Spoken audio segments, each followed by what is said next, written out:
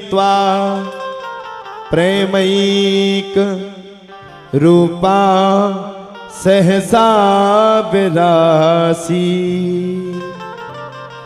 श्री कृष्ण गोविंद हरे मुरारी, हे नाथ नारायण वासुदेवा। जिन पुत्रों को पाने के लिए स्वयं भक्ति महारानी ने संपूर्ण प्रयास कर लिए थे, यहां तक कि भक्ति महारानी ने पूर्ण प्रयास कर लिए थे। भक्ति महारानी के साथ साथ भी नारद मुनि ने भी संपूर्ण प्रयास को कर लिया था, फिर भी वो पुत्र युवावस्था को प्राप्त नहीं हुए थे। देखो भागवत भगवान की कथा, मात्र सुनने मात्र से ही भक्ति महारानी के दोनों पुत्र अपने आप युवावस्था को प्राप्त कर गए थे। यही है भागवत। और भागवत को पाने के लिए सबसे पहले सत्संग की जरूरत है, भक्त का भाव है।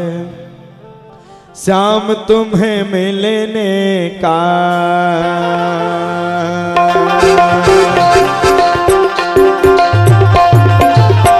ऐसे नहीं, हाथ खड़े करके हो श्याम तुम्हें मिलने का सत्संग ही बहाना है।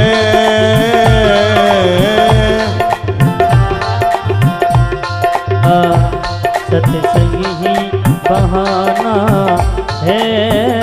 हो दुनिया वाले हो दुनिया वाले क्या जाने, मेरा रिश्ता पुराना है। हो दुनिया वाले क्या जाने, मेरा रिश्ता पुराना है। अरे सांवरे से सांवरे से मिलने का सत्संग ही बहाना है। सांवरे से मिलने का सत्संग ही बहाना है। हो दुनिया वाले क्या जाने, मेरा रिश्ता पुराना है। ओ दुनिया वाले क्या जाने, मेरा रिश्ता पुराना है। ओ सांवरे से मिलने का,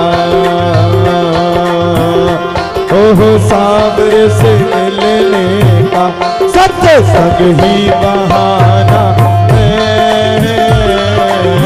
सांवरे से मिलने का सत्संग ही बहाना है। हाथ उठा करके मस्ती में ताली सेवा करते हुए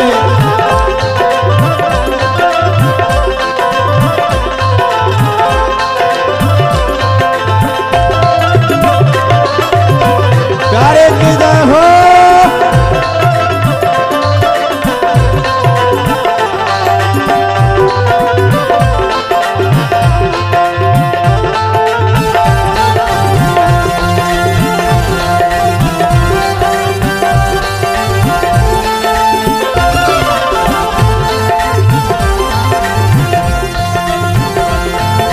मथुरा में ढूंढा तुझे,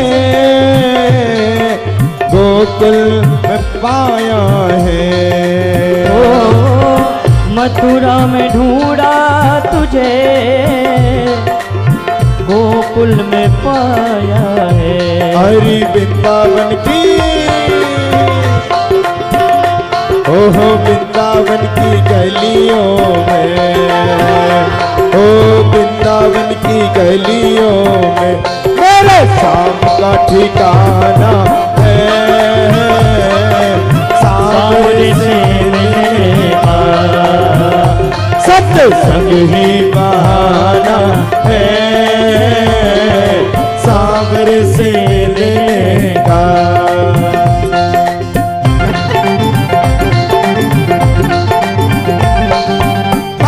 हरि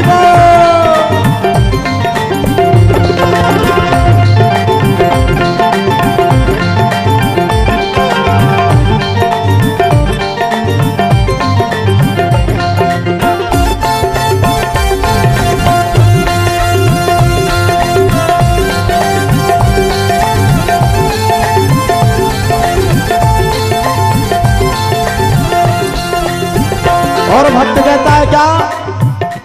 ओ बागों में ढूंढा तुझे, फूलों में पाया है। ओ बागों में ढूंढा तुझे, फूलों में पाया है। हो बागों में ढूंढा तुझे, फूलों में पाया है।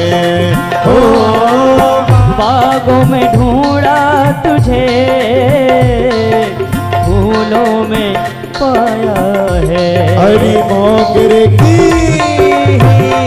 ओह मोगरे की कलियों में मेरे साथ का ठिकाना है।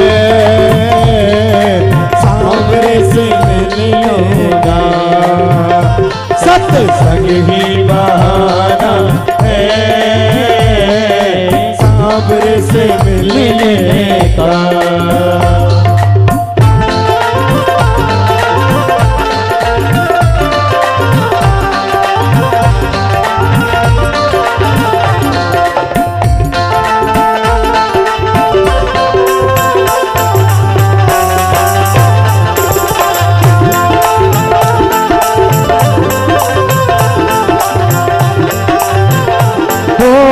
नैना मिलई के मोसे, नैना मिलई के, नैना मिलई के मुझसे, नैना मिलई के, नैना मिलई के मोसे, नैना मिलई के, नैना मिलई के मुझसे, नैना मिलई के। ओहो छाप तिलक सब छीनी रे मोसे, नैना मिलई के।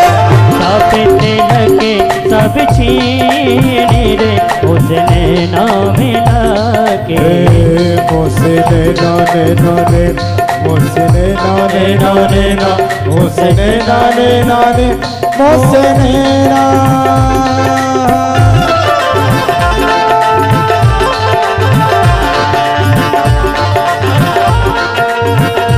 अरे भैया बैठे वाले ताली बजा लो।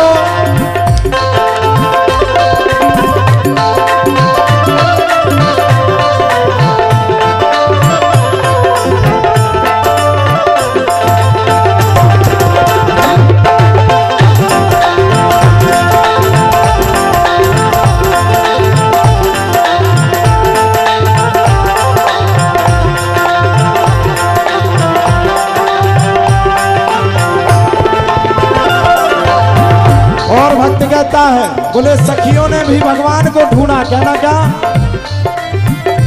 ओ सखियों ने ढूंढा तुझे, मीरा जी ने पाया है। ओ सखियों ने ढूंढा तुझे, मीरा जी ने पाया है। ओ सखियों ने ढूंढा तुझे, मीरा जी ने पाया है। ओ सखियों ने ढूंढा तुझे, मीरा जी ने पाया है। हरी राधा जी के,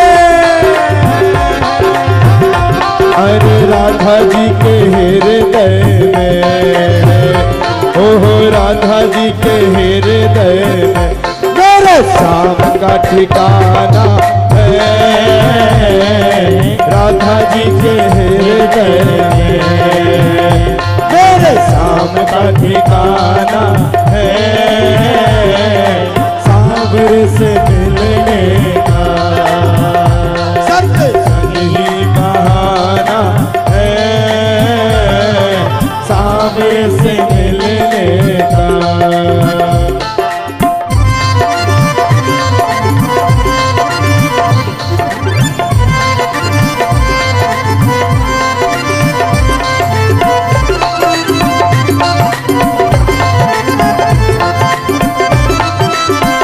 मस्ती में झूमते हुए हरि बोल।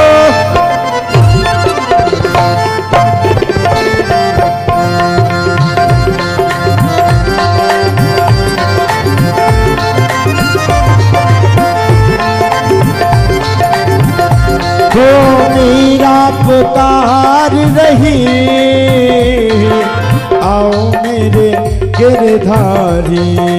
ओ मीरा पुकारे रही,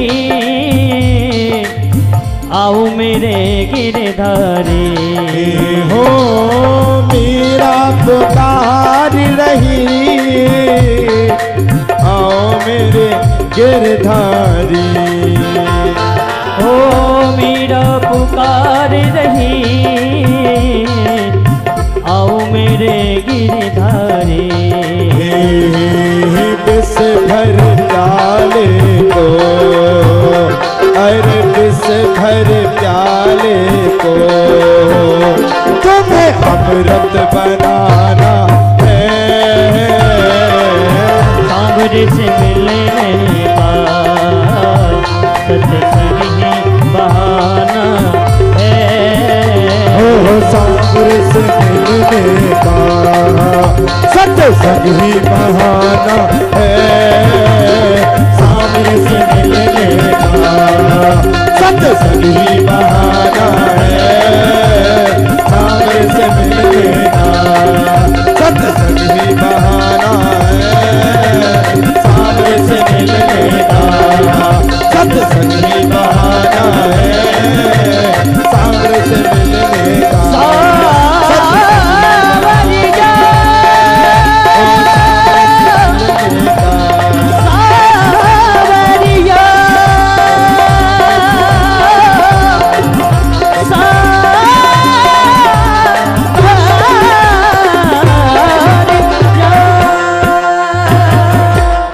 सांवरे से मिलने का सत्संग ही बहाना है।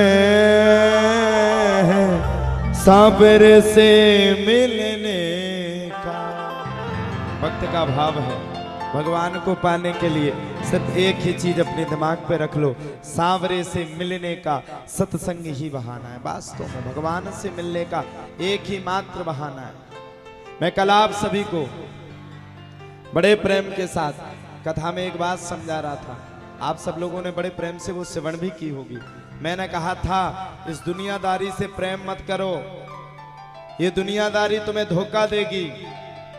अगर तुम पिता हो और तुम पुत्र से प्रेम करते हो, वह पुत्र तुम्हारा अंतिम समय में ही तुम्हें धोखा दे करके जाएगा। इस संसार में आप जिससे ज्यादा दिल लगा करके प्रेम करेंगे, वो आपको धोखा दे करके जाएगा। फिर कहते हैं साहब किससे प्रेम करें?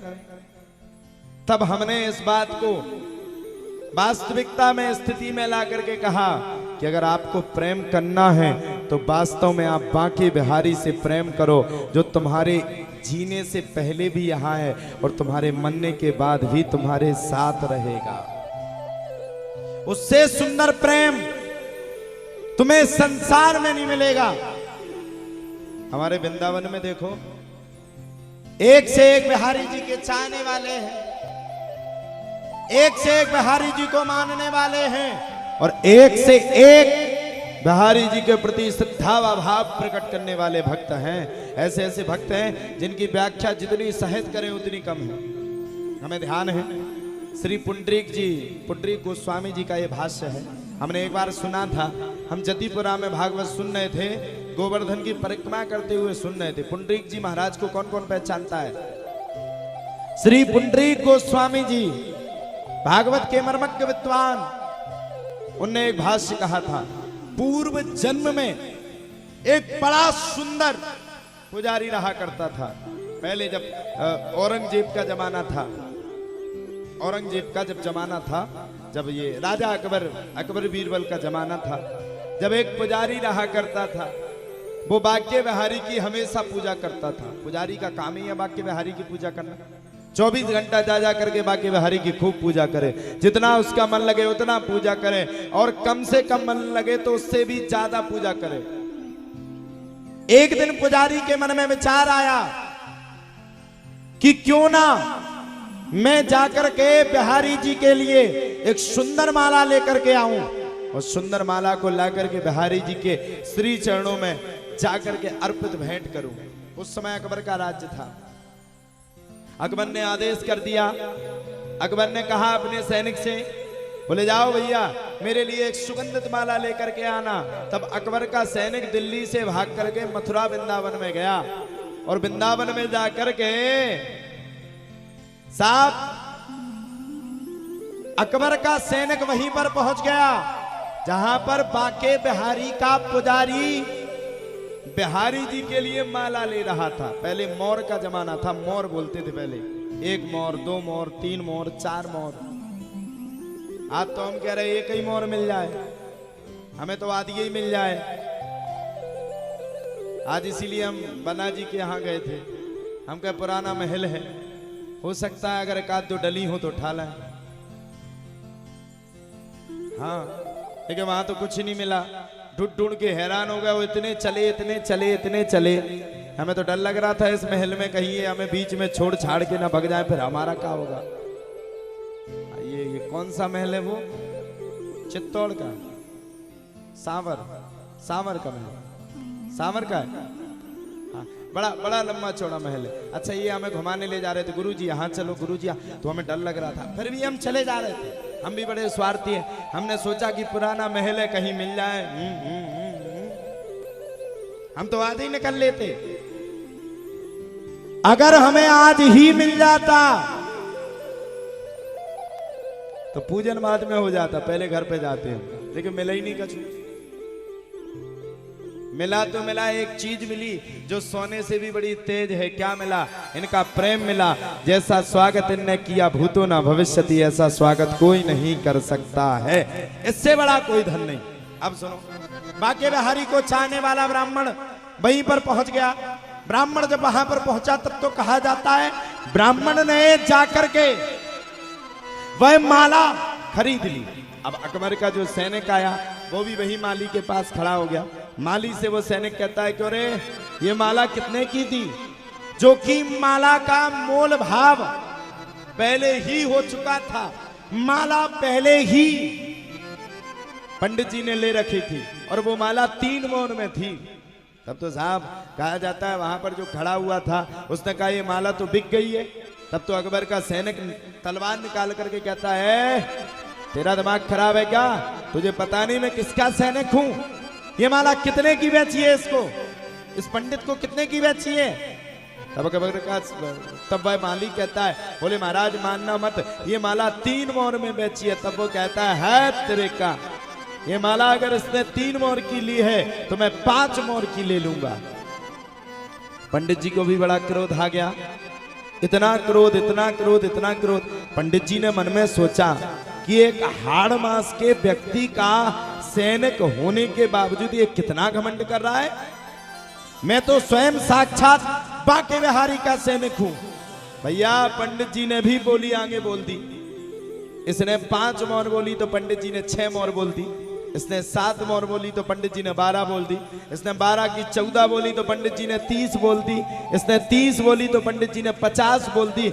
होते होते होते इतनी दूर तक बात पहुंच गई कि मोर का दाम 100 रुपए 100 मोल लग चुका था और माला का दाम जब 100 मोल लगा तब अकबर के सैनिक ने मन में सोचा कि अगर मैंने 100 मोर की माला लेकर के अगर मैं अकबर के सामने गया तो आज ही अकबर तलवार निकाल करके सबसे पहले मुझे मारेगा कि क्यों रे 1-2 मोहर में तो एक तलवार 1-2 मोहर में तो एक माला आती है, तू 100 मोहर में लाया है।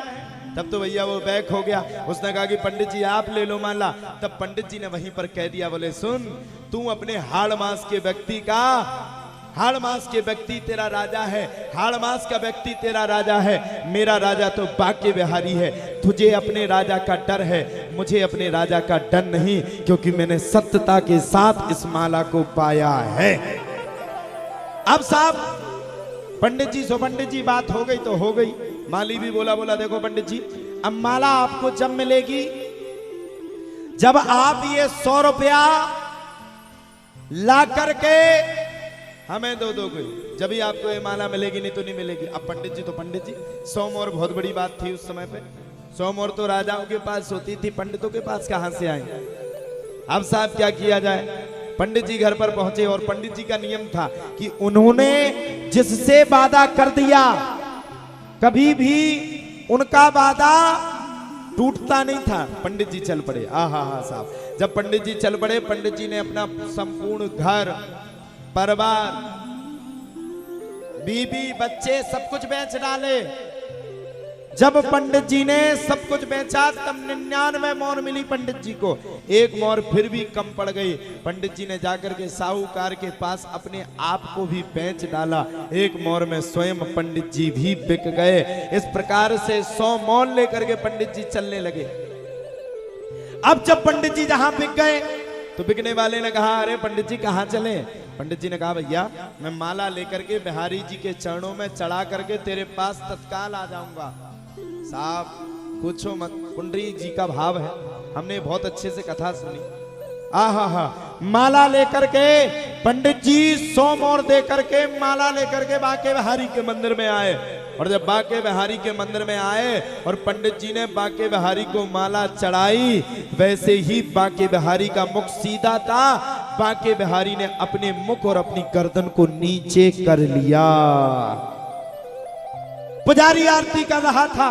पुजारी ने असमंजस देखा, हाय राम, बिहारी जी की गर्दन नीचे, बिहारी जी गर्दन झुकाए हुए हैं और नेत्रों में अपने आप अश्रु निकल रहे हैं। पंडित जी बेचारे 100 मोहर की माला देकर के पहुंच गए थे, चले गए साहूकार के यहाँ, बिक गए। ब्राह्मण तो ब्राह्मण है, बिक गया, बिक करके गया। बिकने के बाद आज बिकने के बाद पंडित जी जब पहुंच गए तब वहां पर देखा कि बांके बिहारी की प्रतिमा नीचे हो चुकी थी, सिर नीचे हो चुका था और बांके बिहारी के नेत्रों से अश्रु निकल रहा था। तब जो पुजारी आरती कर रहा था, पंडा ने तत्काल आरती को एक साइड में रखा और बिहारी जी के परिक्रमा, बिहारी जी के पटों को लगाया।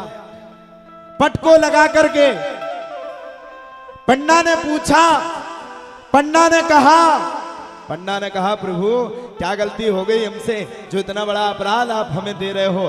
क्या हुआ प्रभु, क्यों आप अश्रुपात कर रहे हो? भगवान कहते हैं, सुनो पंडा जी, मैंने अभी तक भक्त तो देखा, लेकिन मैंने उस ब्राह्मण जैसा भक्त नहीं देखा जिसने मेरी इज्जत के लिए स्वयं अकबर के सैनिक से लड़ करके अपना संपूर्ण परिवार बेच करके और स्वयं अपने आप को बेच करके मुझे माला चढ़ा करके गया है। मैं क्यों ना रोऊं, मैं अपने सर को क्यों ना झुकाऊं? तब तो बंडा बोला महाराज जगने का क्या उपाय है, कैसे जगेंगे आप? बोले एक उपाय है, सीधा दान पेटी को खोलो और 100 मोहर दे करके आओ, उसका संपूर्ण घर परिवार को लेकर के आओ, तब जाकर के मैं अपने सिर को ऊपर करूंगा, नहीं तो मैं अपने सिर को कभी भी ऊपर नहीं करूंगा। समस्त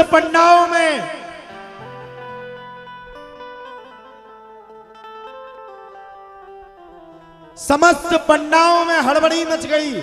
जल्दी जल्दी दान पेटी को सबने खोला, दान पेटी में से 100 मोहर निकाल करके लाए, पंडित जी को 100 मोहर दी। पंडित जी ने 100 मोहर ली और जैसे पंडित जी ने 100 मोहर ली तब पंडा लौट करके आए। पंडा ने प्रभु से कहा, अब तो प्रभु अपनी गर्दन को ऊपर कर लो, अब तो अपने सिर को ऊपर कर लो। भगवान बोले ना, अब सिर को जब ही ऊपर करूंगा जब वह ब्राह्मण आ जाएगा जिसने 100 मोहर में मेरी माला दी थी। तब जाकर के ब्राह्मण देवता को लेकर के आए और जब भगवान के सामने लाए तभी ही भगवान ने अपनी गर्दन को ऊपर किया है। कहने का मतलब, समझाने का मतलब मात्र एक है। क्या कहने का मतलब सिर्फ एक ही है, जीवन में भगवान को अगर पाना है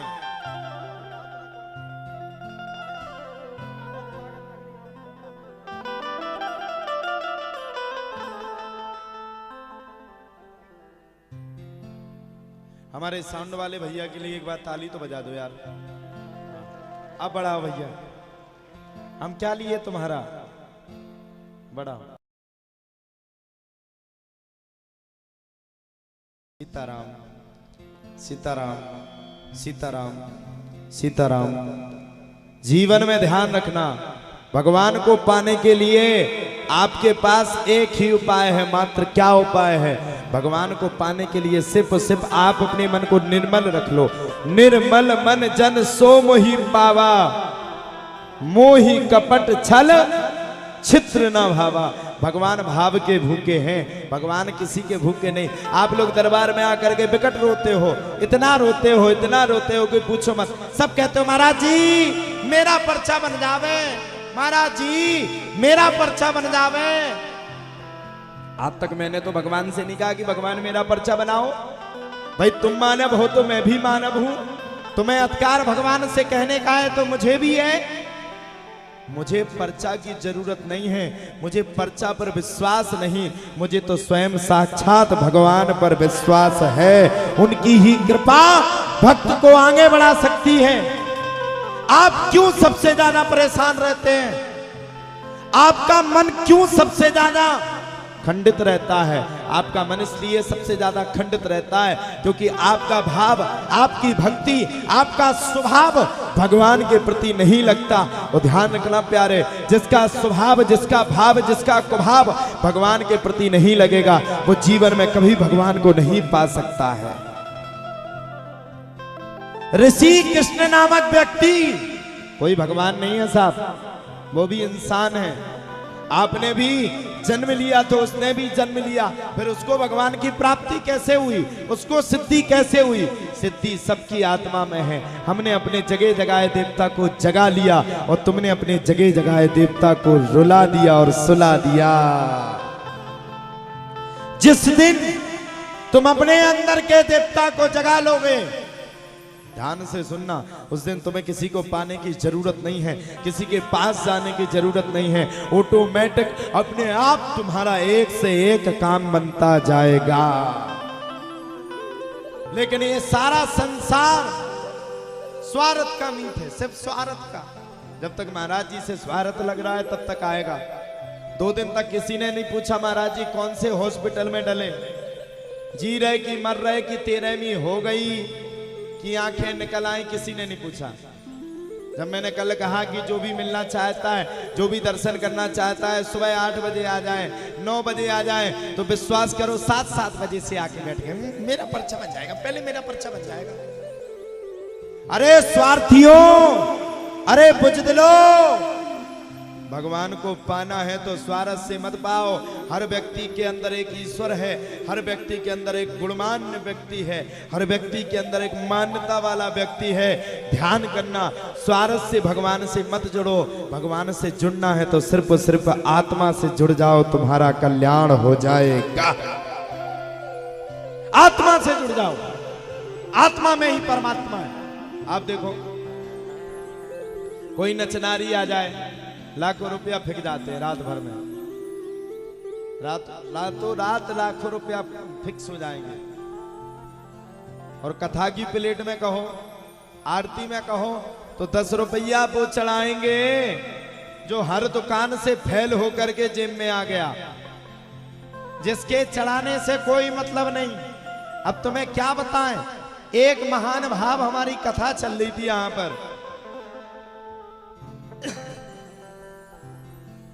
देवास, इंदौर देवास। एक महान भाव रोज हमसे मिलने के लिए आए, रोज आए, वो 2000 रुपया लेकर के आए।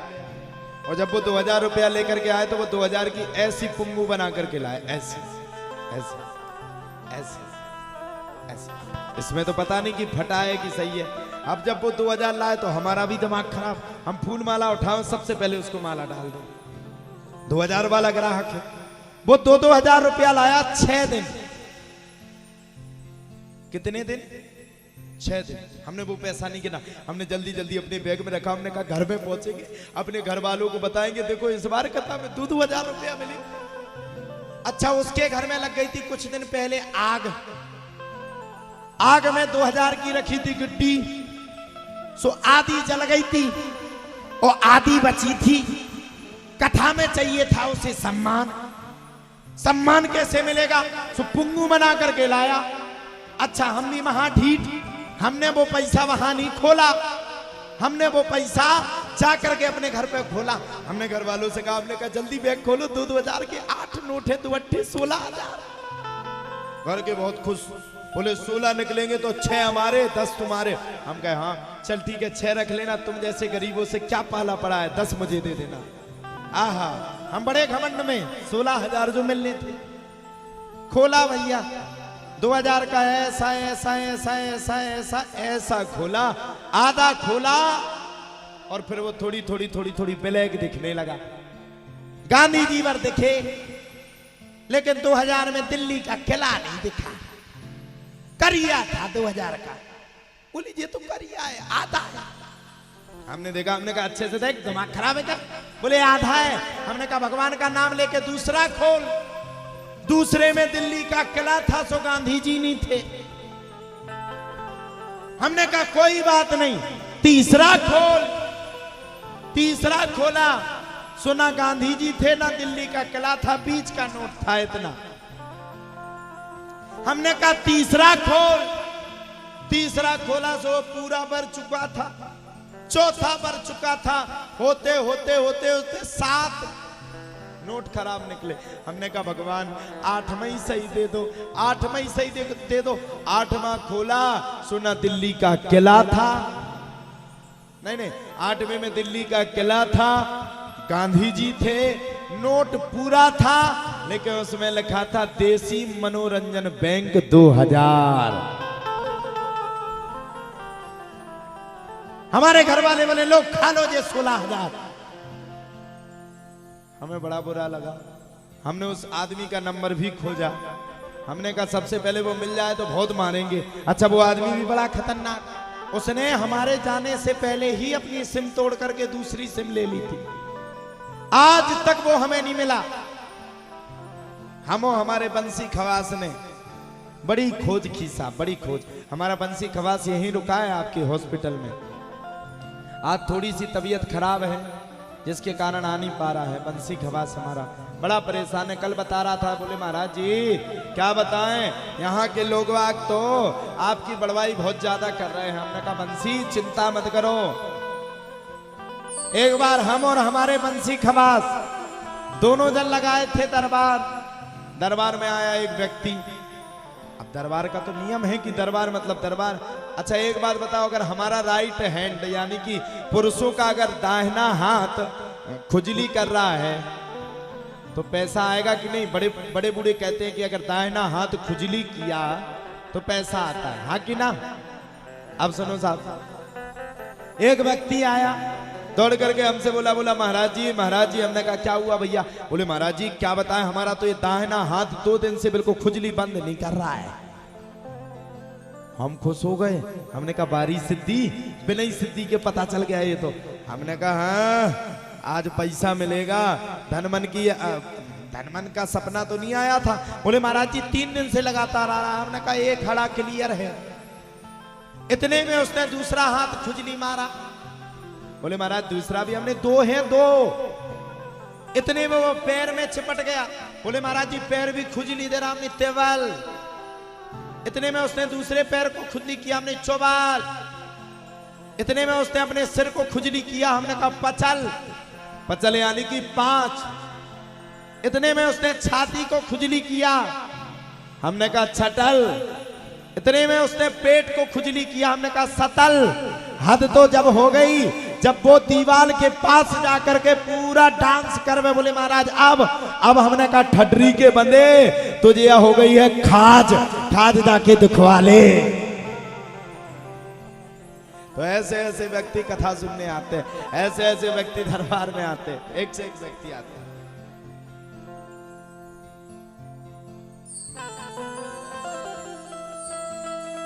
आप सबको मैं कल बड़े प्रेम के साथ सुखदेव बाबा के चरित्र को रसास्वादन यानी कि सुना रहा था। आप सबने श्रवण किया था सुखदेव बाबा ने कितने प्रेम के साथ श्रीमद् भागवतम शास्त्रम श्रीमद् भागवत जी की कथा को श्रवण किया।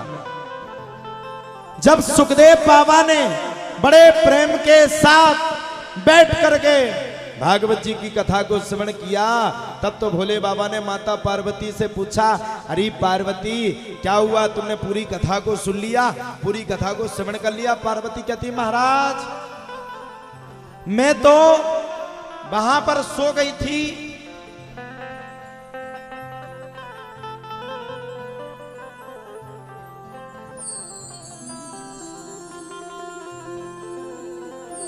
बोले महाराज मैं तो वहां पर सो गई थी जहां पति पत्नी का झगड़ा चल रहा था। बोले बाबा बोले दैत्य रेखा मैंने पूरी भागवत तुम्हें पार्वती बैठ करके सुनाई, फिर भी तुमने भागवत नहीं सुन पाई। और मैं जयकारा दे रहा था, वो जयकारा किसका था? तब तो पार्वती कहती है स्वामी मुझे ना तो आपके जयकारा का पता ना मुझे कुछ पता, मैं तो वहां तक कथा सुन ली थी जहां तक पति पत्नी की लड़ाई चल रही थी। और फिर बोले फिर आगे क्या हुआ?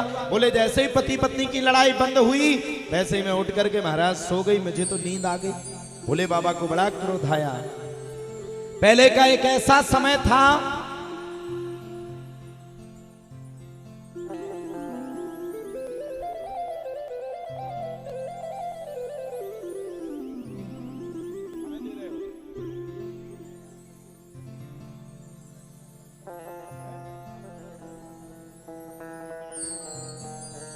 समझ नहीं पा रहे आपकी भाषा।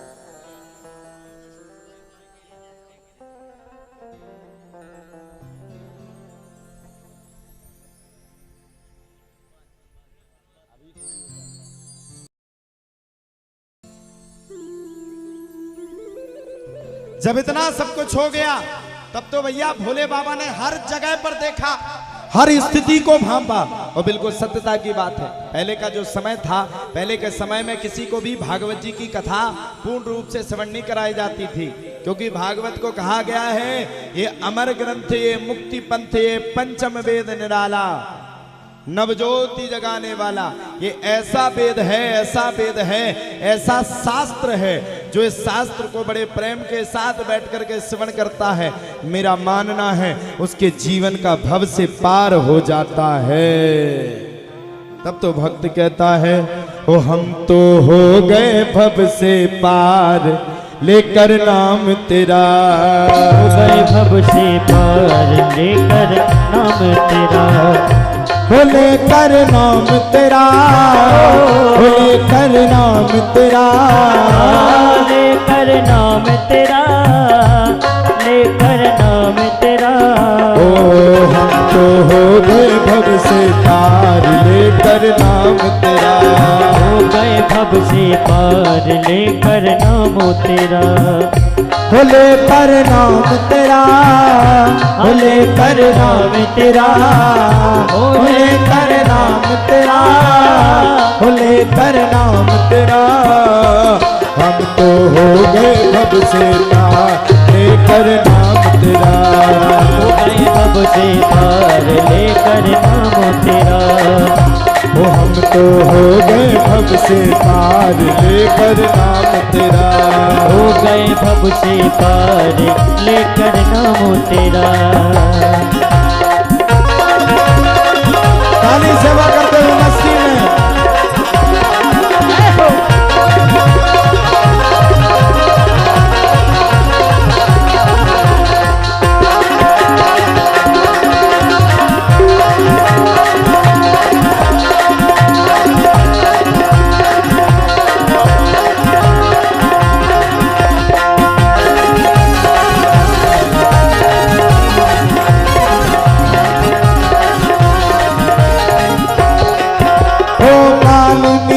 अति दीन दुखी था, वाल्मीकि अति दीन दुखी था, वाल्मीकि अति दीन दुखी था, वाल्मीकि अति दीन दुखी था, बुरे कर्म में सदा लीन था, बुरे कर्म में सदा लीन था।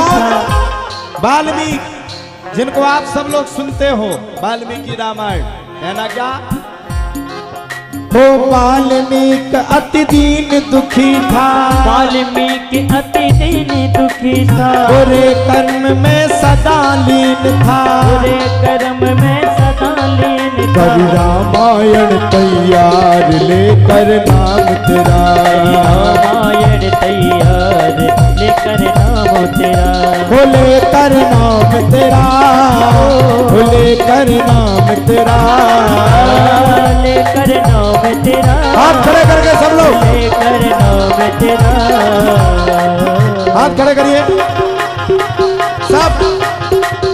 अरे माताएं सब करो हाथ खड़े करे। ओ हम तो हो गए भव से पार लेकर लेकर नाम तेरा। हो गए भव से पार लेकर नाम तेरा। हो लेकर नाम तेरा, हो लेकर नाम तेरा, लेकर नाम तेरा, लेकर नाम तेरा। हेलो है हो तो हो गए भव से पार लेकर नाम तेरा। हो गए भव से पार लेकर नाम उठाओ जरा दोनों हाथों को मस्ती में ताली से बजाते हुए हरि बोल।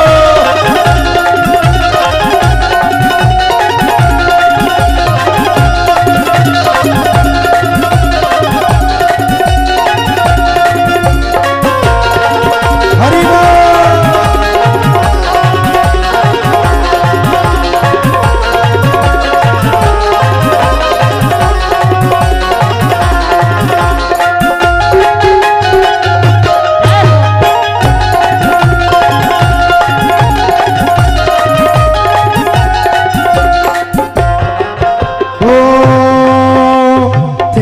नील जाति से बानर, हे नर नील जाति के बानर, हे नर नील जाति से बानर, हे नर नील जाति के बानर। राम नाम लिख दिया शिला पर, राम नाम लिख दिया शिला पर। और हो गई सेना, हो गई सेना हो पार लेकर नाम तेरा। हो गई पार लेकर नाम तेरा। हो लेकर नाम तेरा, हो लेकर नाम तेरा, लेकर नाम तेरा, हो लेकर नाम तेरा। हम तो हो गए भव से पार लेकर नाम तेरा। हो गए भव से पार लेकर नाम तेरा।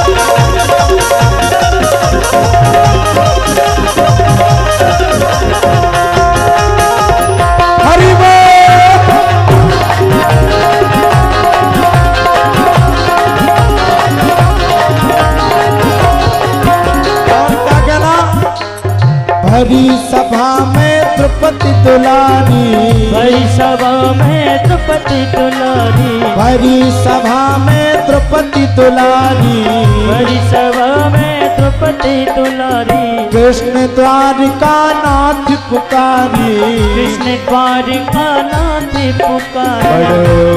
बढ़ गया चीर हो अपार लेकर नाम तेरा। बढ़ गया चीर अपार लेकर नाम तेरा। हो लेकर नाम तेरा, हो लेकर नाम तेरा, हो लेकर नाम तेरा, हो लेकर नाम तेरा। और हम तो हो गए भव से पार लेकर नाम तेरा। हो गए भव से पार लेकर नाम तेरा। ओ लेकर नाम तेरा, लेकर नाम तेरा, हो लेकर नाम तेरा, हो लेकर नाम तेरा। कि हम तो हो गए भव से पार लेकर नाम तेरा। हो गए भव से पार लेकर नाम तेरा। हो गए भव से पार लेकर नाम तेरा। हो गए भव से पार भव से हो गए भव से पार लेकर नाम तेरा। हो गए भव से पार लेकर नाम तेरा। हो गए भव से पार लेकर नाम तेरा। हम तो हो गए भव से पार लेकर नाम तेरा। आ जाने दो, आ जाने दो, आ जाने दो, आ जाने दो, आ जाने दो, आ जाने दो, आ जाने, आ जाने, आ जाने। आ जा आ जा आ जा, बस अब नहाना। फिर हमने कहा था एक अगर कुआं में गिरी, अगर तुझे भागवत जी की कथा श्रवण ही करनी थी तो तू बड़े प्रेम से बड़े आनंद चित्त ऋतुकालीन में होकर के भागवत जी की कथा को श्रवण करता, रसस्वादन करता, रसपान करता। लेकिन तूने तो इतने अधर्म से कथा को श्रवण किया, इतने अधर्म से भागवत जी की कथा को श्रवण किया कि पूछो मत। आ रा रा रा रा भोले बाबा ने उठाया त्रिशूल और सुखदेव बाबा के पीछे पड़ गए। सुखदेव बाबा भागे, सुखदेव बाबा आगे आगे, भोले बाबा पीछे पीछे। भोले बाबा कहते हैं भाग जितना तू भाग सके, आज मैं तुझे भगने नहीं दूंगा। भाग कितना भगता है। बार बार भोले बाबा सुखदेव बाबा को भगा रहे हैं और सुखदेव बाबा भागते भागते भागते वेदव्यास की पत्नी बिटका के गर्भ में जाकर के प्रवेश कर जाते हैं। भोले बाबा गुस्सा तो गुस्सा, गुस्सा में जाकर के बड़े गुस्सैल थे, गुस्सा में जाकर के साहब बैठ गए। जब भोले बाबा गुस्सा में जाकर के बैठ गए तब तो साहब कहा जाता है भोले बाबा के बैठने के तत्पश्चात ही, गुस्सा में बैठने के तत्पश्चात ही वेद व्यास जी महाराज आ गए। अब भोले बाबा का एक नियम था, भोले बाबा अगर स्त्री घर में हो तो नहीं जाते थे और वेद व्यास जी महाराज अपना नित्य कर्म करने के लिए जंगल में गए हुए थे। जैसे ही भोले बाबा ने देखा वेद व्यास को, वैसे लाल हो गए। भोले बाबा बड़े लाल हुए, इतने लाल कि पूछो मत। वेद व्यास जी महाराज ने देखा, हाथ जोड़ करके स्तुति करने लगे। ध्याये नित्यम महेशम रजत गिरि निभम चारु चंद्रावतंसम रत्नाकल्पोज्ज्वलांगम परशुमिगवरा भीतिहस्तं प्रसन्नम श्रीपद्मासीनं समन्तातयस्तुतममरगणै व्याधिकृत्येऽम्बसानं विश्वाध्यं विश्ववन्ध्यं निखिलभयहरं पंचभक्तम ते नेत्रम। हाथ जोड़ करके बोले भोले बाबा क्षमा बड़न को चाहिए छोटन को उत्पात। क्या हुआ इस गरीब की कुटिया में कैसे पधारे? भोले बाबा तो थे लाल। भोले बाबा बोले हाँ निकालो उसको, चोर को जो तुम्हारे घर पे चोरी करके गया।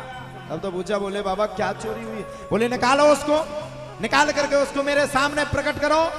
वो चोर कहाँ गया जिसने हमारी संपूर्ण चोरी की? तब तो हाथ जोड़ करके पूछा भोले बाबा क्या चोरी हो गई? कौन मेरे घर में है? मुझे तो यही पता नहीं चल रहा कि अभी तक घर में है कौन। तब तो भोले बाबा कहते हैं वेद व्यास इतने भी भोले मत बनो, तुम्हारे घर में एक चोरी करने वाला चोर घुस गया है। तब तो वेद व्यास जी महाराज मुस्कुराने लगे, बोले मारे महाराज क्या बात करते हो? हमारे घर में और चोर? संत के घर में चोर क्या ले जाएगा हमारे घर में चोरी करके? तुलसी की माला, पंचपात्र, गीता क्या ले जाएगा? आहा हा। वेद व्यास जी महाराज हंसने लगे। बोले बाबा कहते वो ऐसा वैसा चोर नहीं है, वो धन को चुराने वाला चोर नहीं है, उसने भागवत जी की कथा ही चोरी से सुनी है। और जब बोले उसने भागवत जी की कथा चोरी से सुनी है तो ऐसे चोर को मैं बिल्कुल भी नहीं छोड़ूंगा। तब तो वेद व्यास जी महाराज हाथ जोड़ करके खड़े हो गए। बोले प्रभु एक बात बताओ, भागवत को आपने ही नाम दिया है अमर कथा का, आपने ही कहा है ये अमर ग्रंथ, ये मुक्ति पंथ, ये पंचम वेद निराला, नव ज्योति जगाने वाला। आप ही कह रहे हो कि चाहे कोई पाप से इस कथा को सुने, चाहे पुण्यात्मा से सुने, चाहे छल से सुने, चाहे कपट से सुने, बस सुने वो अमर हो जाएगा। आप ही कह रहे हो कि उसने मेरी चोरी कर ली, जब साहब उसने कथा सुन ली तो वो तो वैसे ही अमर हो गया है। बताइए भागवत जी की कथा इतनी संपूर्णमय है, इतनी तेजमय है कि भोले बाबा का तीसरा नेत्र खुलते खुलते भी बंद हो गया। वही भागवत जी की संपूर्णतः कथा है। आइए कुछ झांकियों का सुंदर आनंद हम और आप सभी ले लेते हैं। झांकी के आनंद के तत्पश्चात पुनः कथा को आगे बढ़ाएंगे।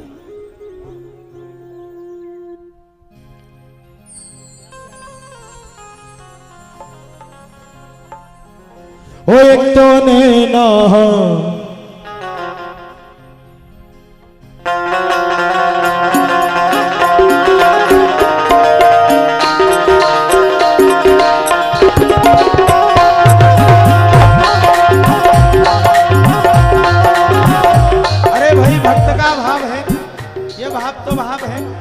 भाव का कहना ही क्या। हमारे जगदीश जी के द्वारा एक गीत बड़ी मस्ती में सुनेंगे हम और आप सभी। ओ शामों से दिल का लगाना कोई मजाक नहीं, शाम से दिल का लगाना कोई मजाक नहीं, शाम से दिल का लगाना।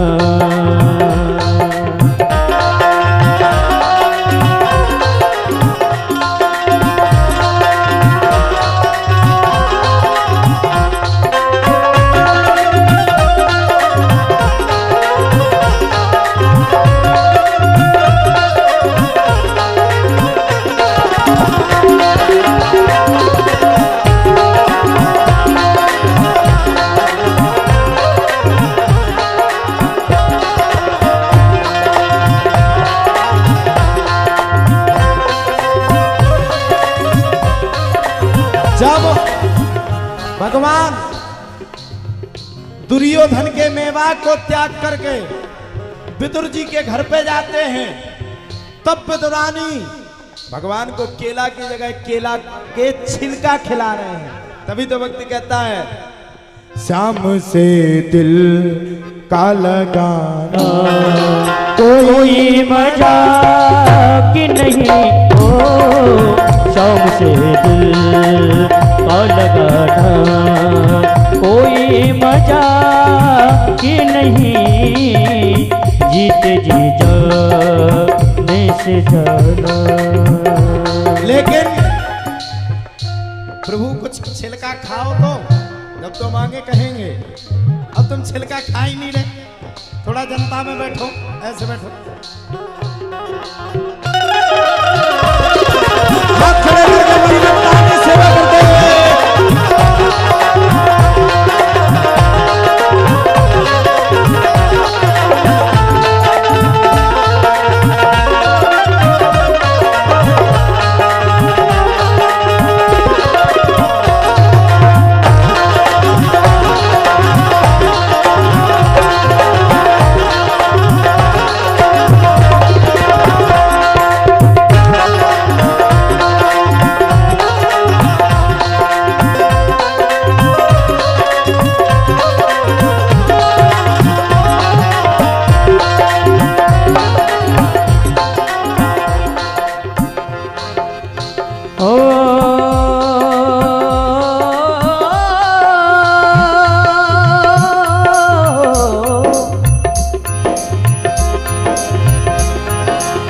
किसी के घर में लगी आग तो देखी होगी, किसी के घर में लगी आग तो देखी होगी, अपने घर आग लगाना, अपने घर आग लगाना कोई मजाक नहीं, शाम से दिल का लगाना कोई मजाक नहीं, शाम से दिल का लगाना।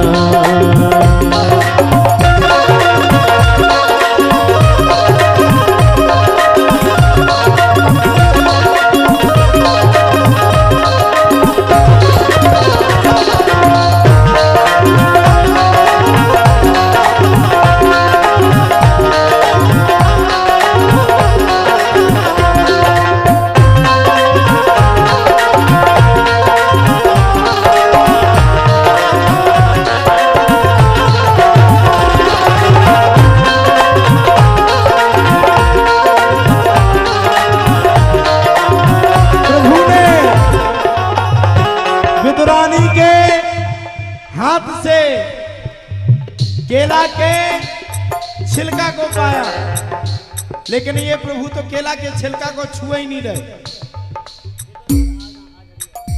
ओ शाम से दिल का लगाना कोई मजाक कि नहीं हो, शाम से दिल का लगाना कोई मजाक कि नहीं, जीत जी जाने से जाना कोई मजाक कि नहीं, शाम से दिल का लगाना।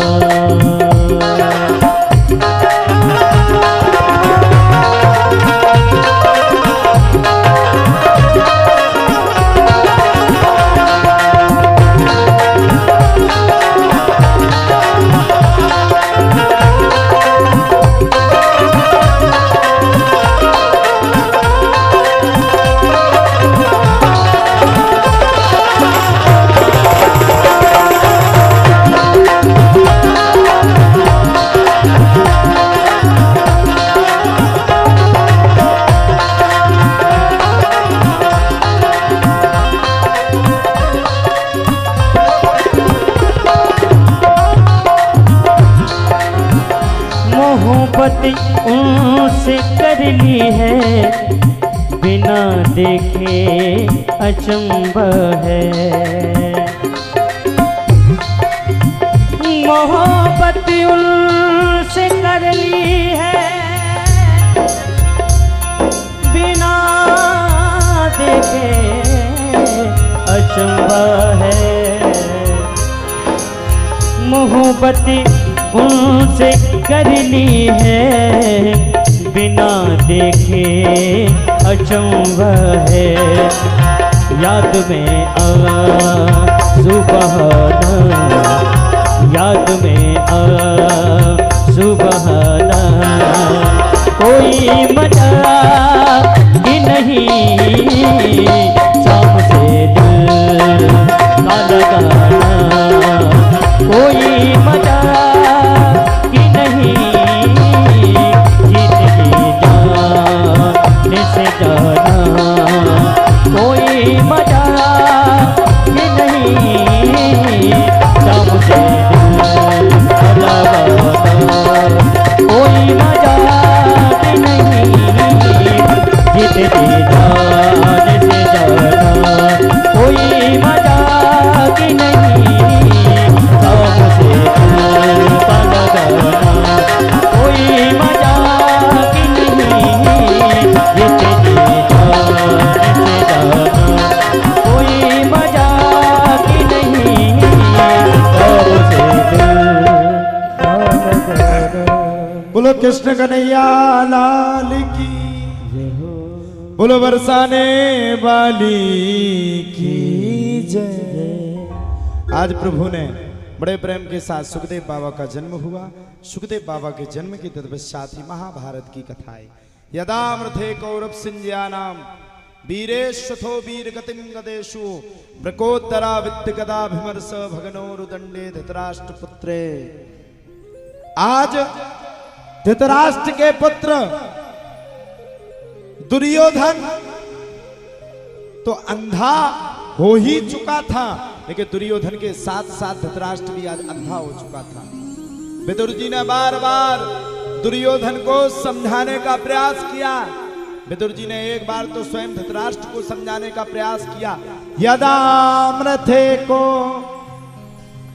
रब से जयाना वीरेश्वथो वीर गतिम गदेशु ब्रकोदरावे दिगदा विमर्श भगनोरुदंडे धृतराष्ट्र पुत्रे। जब सूत जी महाराज ने 88,000 ऋषियों ने सूत जी महाराज से प्रश्न किया, जब 88,000 ऋषियों ने सूत जी महाराज से कहा कि हे प्रभु कृपा करके ये बतलाओ कि ये राजा परीक्षित किसके वंशज हैं। तब वहां पर कहा यदा मृथे कौरव सिंजया नाम वीरेश्वथो वीर गतिम गदेशु वृकोदरा विद्य गदाभिमर्श भग्नोरुदंडे धृतराष्ट्र पुत्रे। बोले सुनो, अगर तुम्हें राजा परीक्षित के वंशज का ध्यान करना है, अपितु अगर तुम्हें राजा परीक्षित के जीवन का पता चलाना है, तो सबसे पहले महाभारत में प्रवेश करना पड़ेगा। महाराज सूत जी महाराज कहते 88,000 ऋषियों पूछो मत, मैं तुम्हें क्या बताऊं। दुर्योधन तो अंधा हो ही चुका था, लेकिन दुर्योधन के साथ साथ महाराज धृतराष्ट्र भी पुत्र मोह में इतने अंधे हो चुके थे, इतने अंधे हो चुके थे, इतने अंधे हो चुके थे कि सही और गलत का भी फर्क आज धृतराष्ट्र जी नहीं समझ पा रहे। ध्यान रखना, बालक कितना भी बड़ा हो जाए उसको सब कुछ देना, लाड़ देना, प्यार देना, यहां तक कि अपना सब कुछ निछावर देना, लेकिन स्वयं की जिंदगी में निर्णय लेने वाले अधिकार को कभी भी आप अपने बालक को मत देना, वरना आप बर्बाद हो जाओगे जैसा दुर्योधन ने बर्बाद किया था। बार बार धृतराष्ट्र को आज विदुर जी महाराज बैठ करके समझा रहे हैं, अरे धृतराष्ट्र तुमने सब कुछ बर्बाद कर लिया, अरे तेरा पुत्र तो मोह में अंधा हो ही चुका है, तू पुत्र के साथ साथ क्यों मोह मदांत कारम। पहली बात तो ये तेरा ही राज्य नहीं है, इस पर तेरा कोई अधिकार नहीं। ईमानदारी से बताना, क्या हस्तिनापुर धृतराष्ट्र का राज्य था? बोलो, क्या हस्तिनापुर में अधिकार धृतराष्ट्र का था? किसका था? फिर किसका था? पांडु का। पांडवों के पिता पांडु, जिन्हें श्राप लगी थी कि आप आसक्ति करते हुए अगर आओगे तो आप अपने जीवन का अंत कर लोगे। पांडु जी महाराज जब अपने शरीर को गति दे करके पूर्ण हो गए, तब पांडु जी महाराज के पूर्ण होने के बाद उस राज्य में 2 शासक थे, एक भीष्म पितामह और एक धृतराष्ट्र। भीष्म पितामह का शुरुआत से ही प्यारे नियम था और प्रतिज्ञा थी कि मैं अपना सारा जीवन, संपूर्ण जीवन और संपूर्ण जीवन की कला ही कहां समर्पित कर दूंगा? बोले संपूर्ण जीवन की कला ही मैं हस्तिनापुर की रक्षा करते करते समर्पित कर दूंगा। जब धृतराष्ट्र जी महाराज से पहले भीष्म पितामह से कहा गया कि पितामह सब कुछ बर्बाद तो हो ही चुका है, पांडु तो हम सबको छोड़ करके जा ही चुके हैं, अब तो कृपा करके एक काम करो। बोले क्या काम? बोले एक काम करो, आप ही इस राज्य गद्दी पे बैठ जाओ। पितामह भीष्म ने मना कर दिया, ना बेटा, मैं इस गद्दी में बैठने लायक नहीं हूं, मैं तो इस गद्दी का प्रतिज्ञाबद्ध इंसान हूं,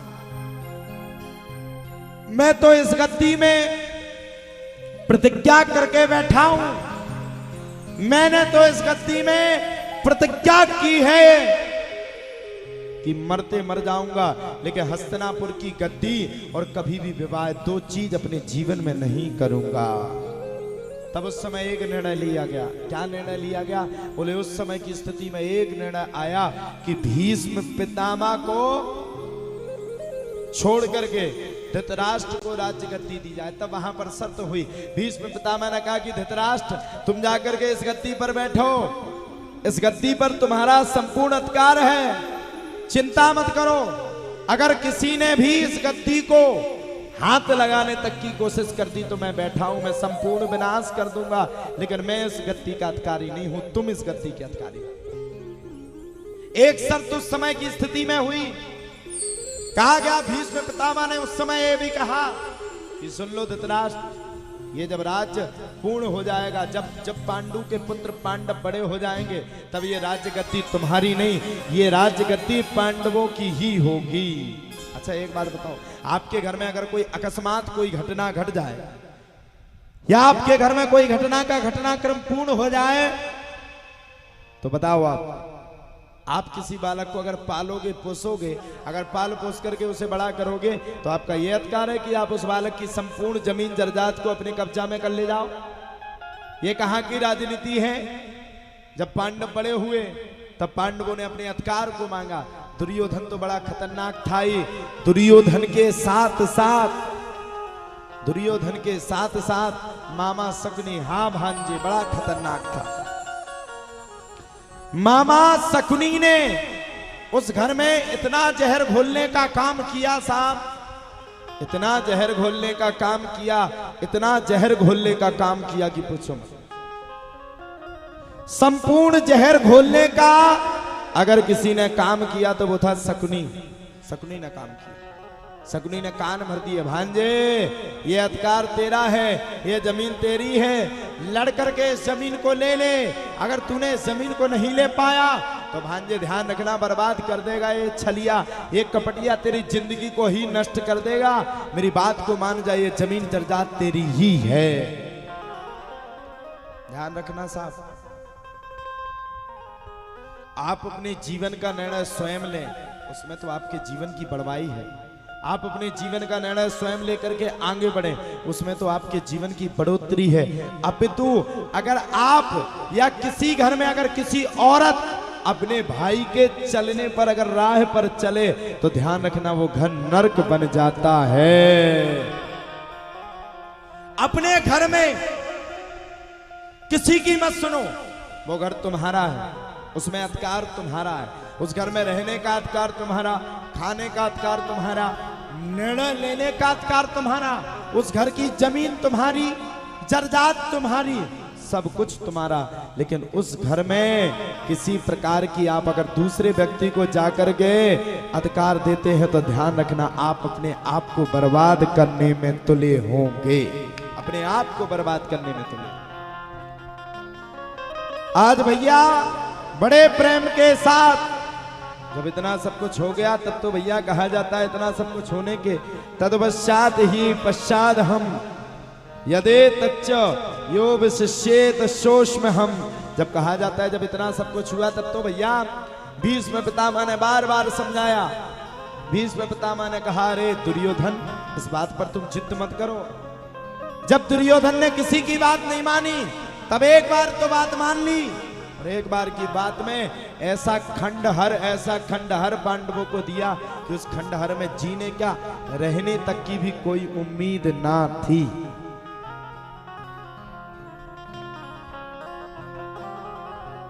फिर भी भगवान श्री कृष्ण ने उस खंडहर को अपना मानते हुए पांडवों का साथ देते हुए पांडवों को लेकर के गए। भगवान श्री कृष्ण ने आज जाकर के विश्वकर्मा जी को आदेश दिया, इंद्रप्रस्थ नगरी को बनाने का आदेश दिया। और जब प्रभु ने जाकर के भीष्म पितामह को आदेश देकर के इंद्रप्रस्थ नगरी को बनाने का आदेश दिया तब तो भैया कहा जाता है इतनी सुंदर इंद्रप्रस्थ नगरी बनी, इतनी सुंदर इंद्रप्रस्थ नगरी बनी जहां पर सांप, नाग, बाबा बिच्छू इत्यादि थे। उस नगरी में जाकर के भगवान ने पूर्ण विकास किया, पांडवों के लिए सुंदर इंद्रप्रस्थ नगरी बनाई। सूत जी महाराज कहते हैं 88,000 ऋषियों जब प्रभु ने पांडवों के रहने के लिए सुंदर नगरी का आवेषण किया तब तो भैया कहा जाता है सुंदर नगरी के आवेषण करने के तत्पश्चात ही वहां पर दुर्योधन आया। दुर्योधन आकर के बैठ गया। अब वो तो ऐसी नगरी थी कि पूछो मत, माया की नगरी थी। जहां आपको जल दिखे वहां आप डूबो ना, और जहां आपको जल ना दिखे वहां आप डूब जाओ। दुर्योधन चल पड़ा। ध्यान रखना साहब, जिस घर में चलता औरत का होगा वो घर बर्बाद जरूर होगा। उस घर में कोई आपको बचाने वाला नहीं होगा, वो घर आपका जरूर बर्बाद हो जाएगा। वो संपूर्ण घर आपका बर्बादी की ओर चला जाएगा। पहली गलती तो महाभारत के युद्ध करवाने में स्वयं पांचाली की थी, द्रौपदी। मैं आपसे पूछता हूं, मैं आपके गांव में आया हूं, आकर के यहां पर बैठा हूं, अगर आप लोग मेरी इज्जत खराब करोगे तो मुझे बुरा लगेगा या नहीं? अगर कोई हमसे बुरे बोलेगा तो बुरा लगेगा कि नहीं? अरे दुर्योधन भले ही एक अंधे का पुत्र था, लेकिन दुर्योधन अंधा नहीं था। दुर्योधन तो पूरी इंद्रप्रस्थ नगरी में घूम रहा था। एक जगह जब दुर्योधन घूमा, उसने पैर रखा, वहां पर जल खूब था लेकिन जल नहीं दिख रहा था। दुर्योधन ने सोचा कि ऐसी दूसरी जगह होगा। दुर्योधन जाकर के पहुंचा और जब जल के पास पहुंचा तो उसके जान की पिछली बार जैसा मजाक हुआ था वैसे इस बार भी होगा।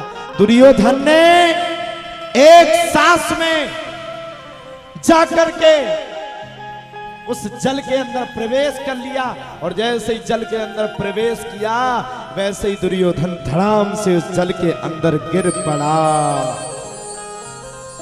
वहीं पर द्रौपदी खड़ी हुई थी और जब साहब द्रौपदी खड़ी हुई थी तब द्रौपदी के मुखारबिंद से एक ही बात निकली।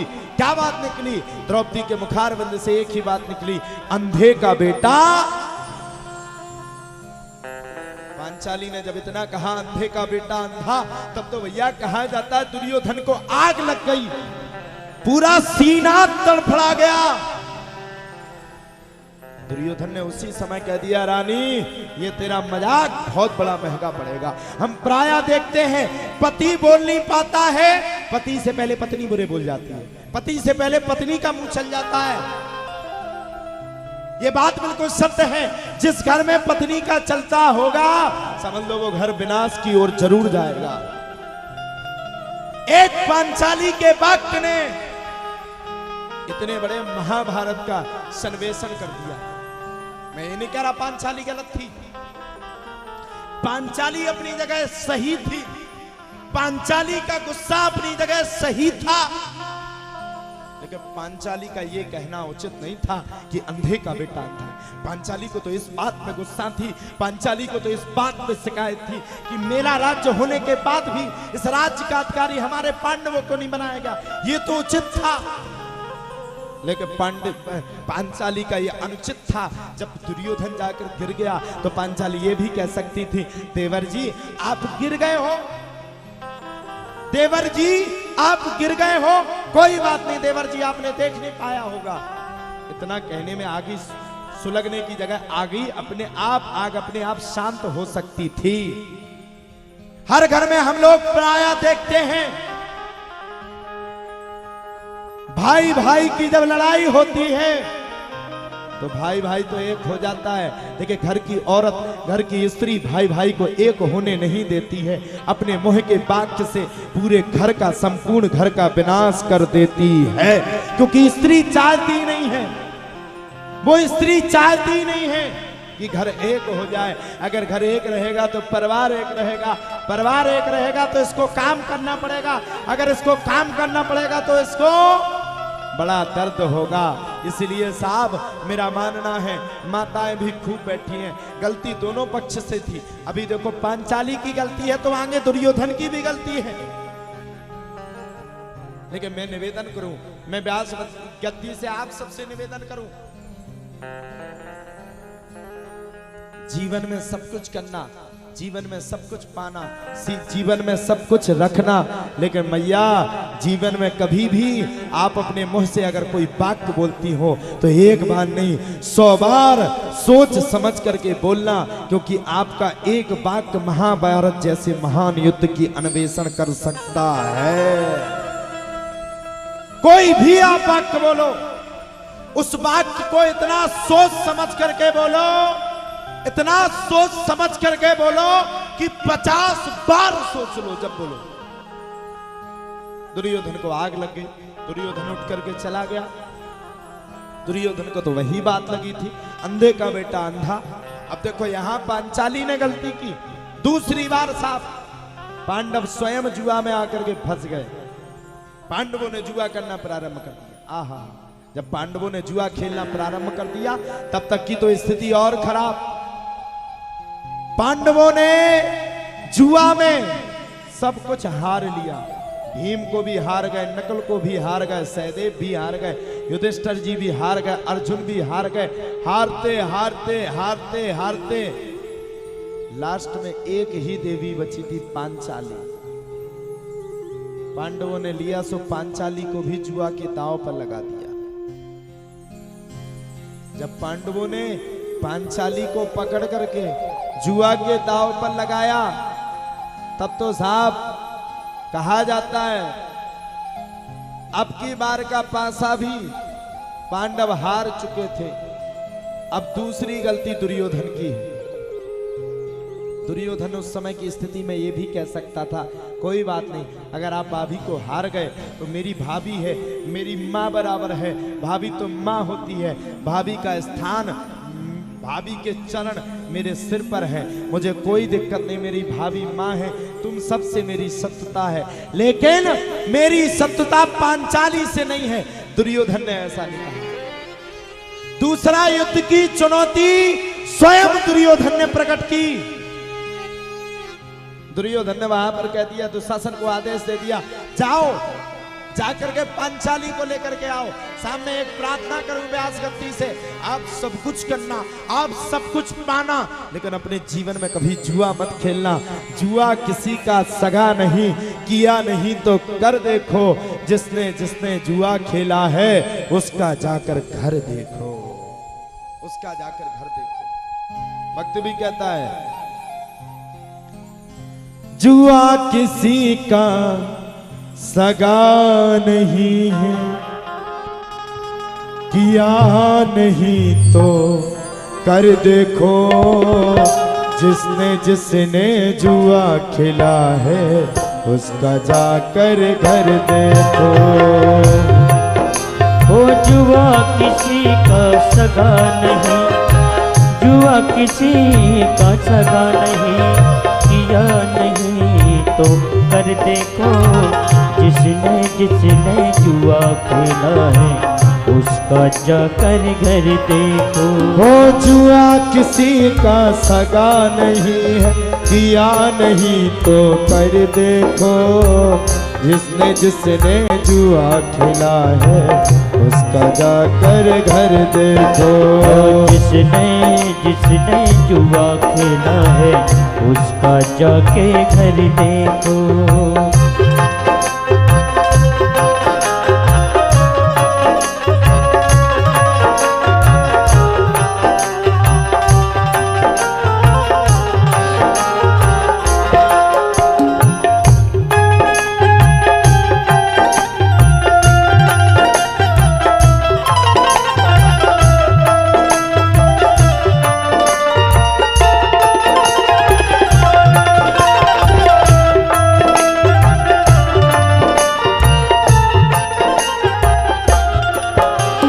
जुआ खेला था पांडव ने,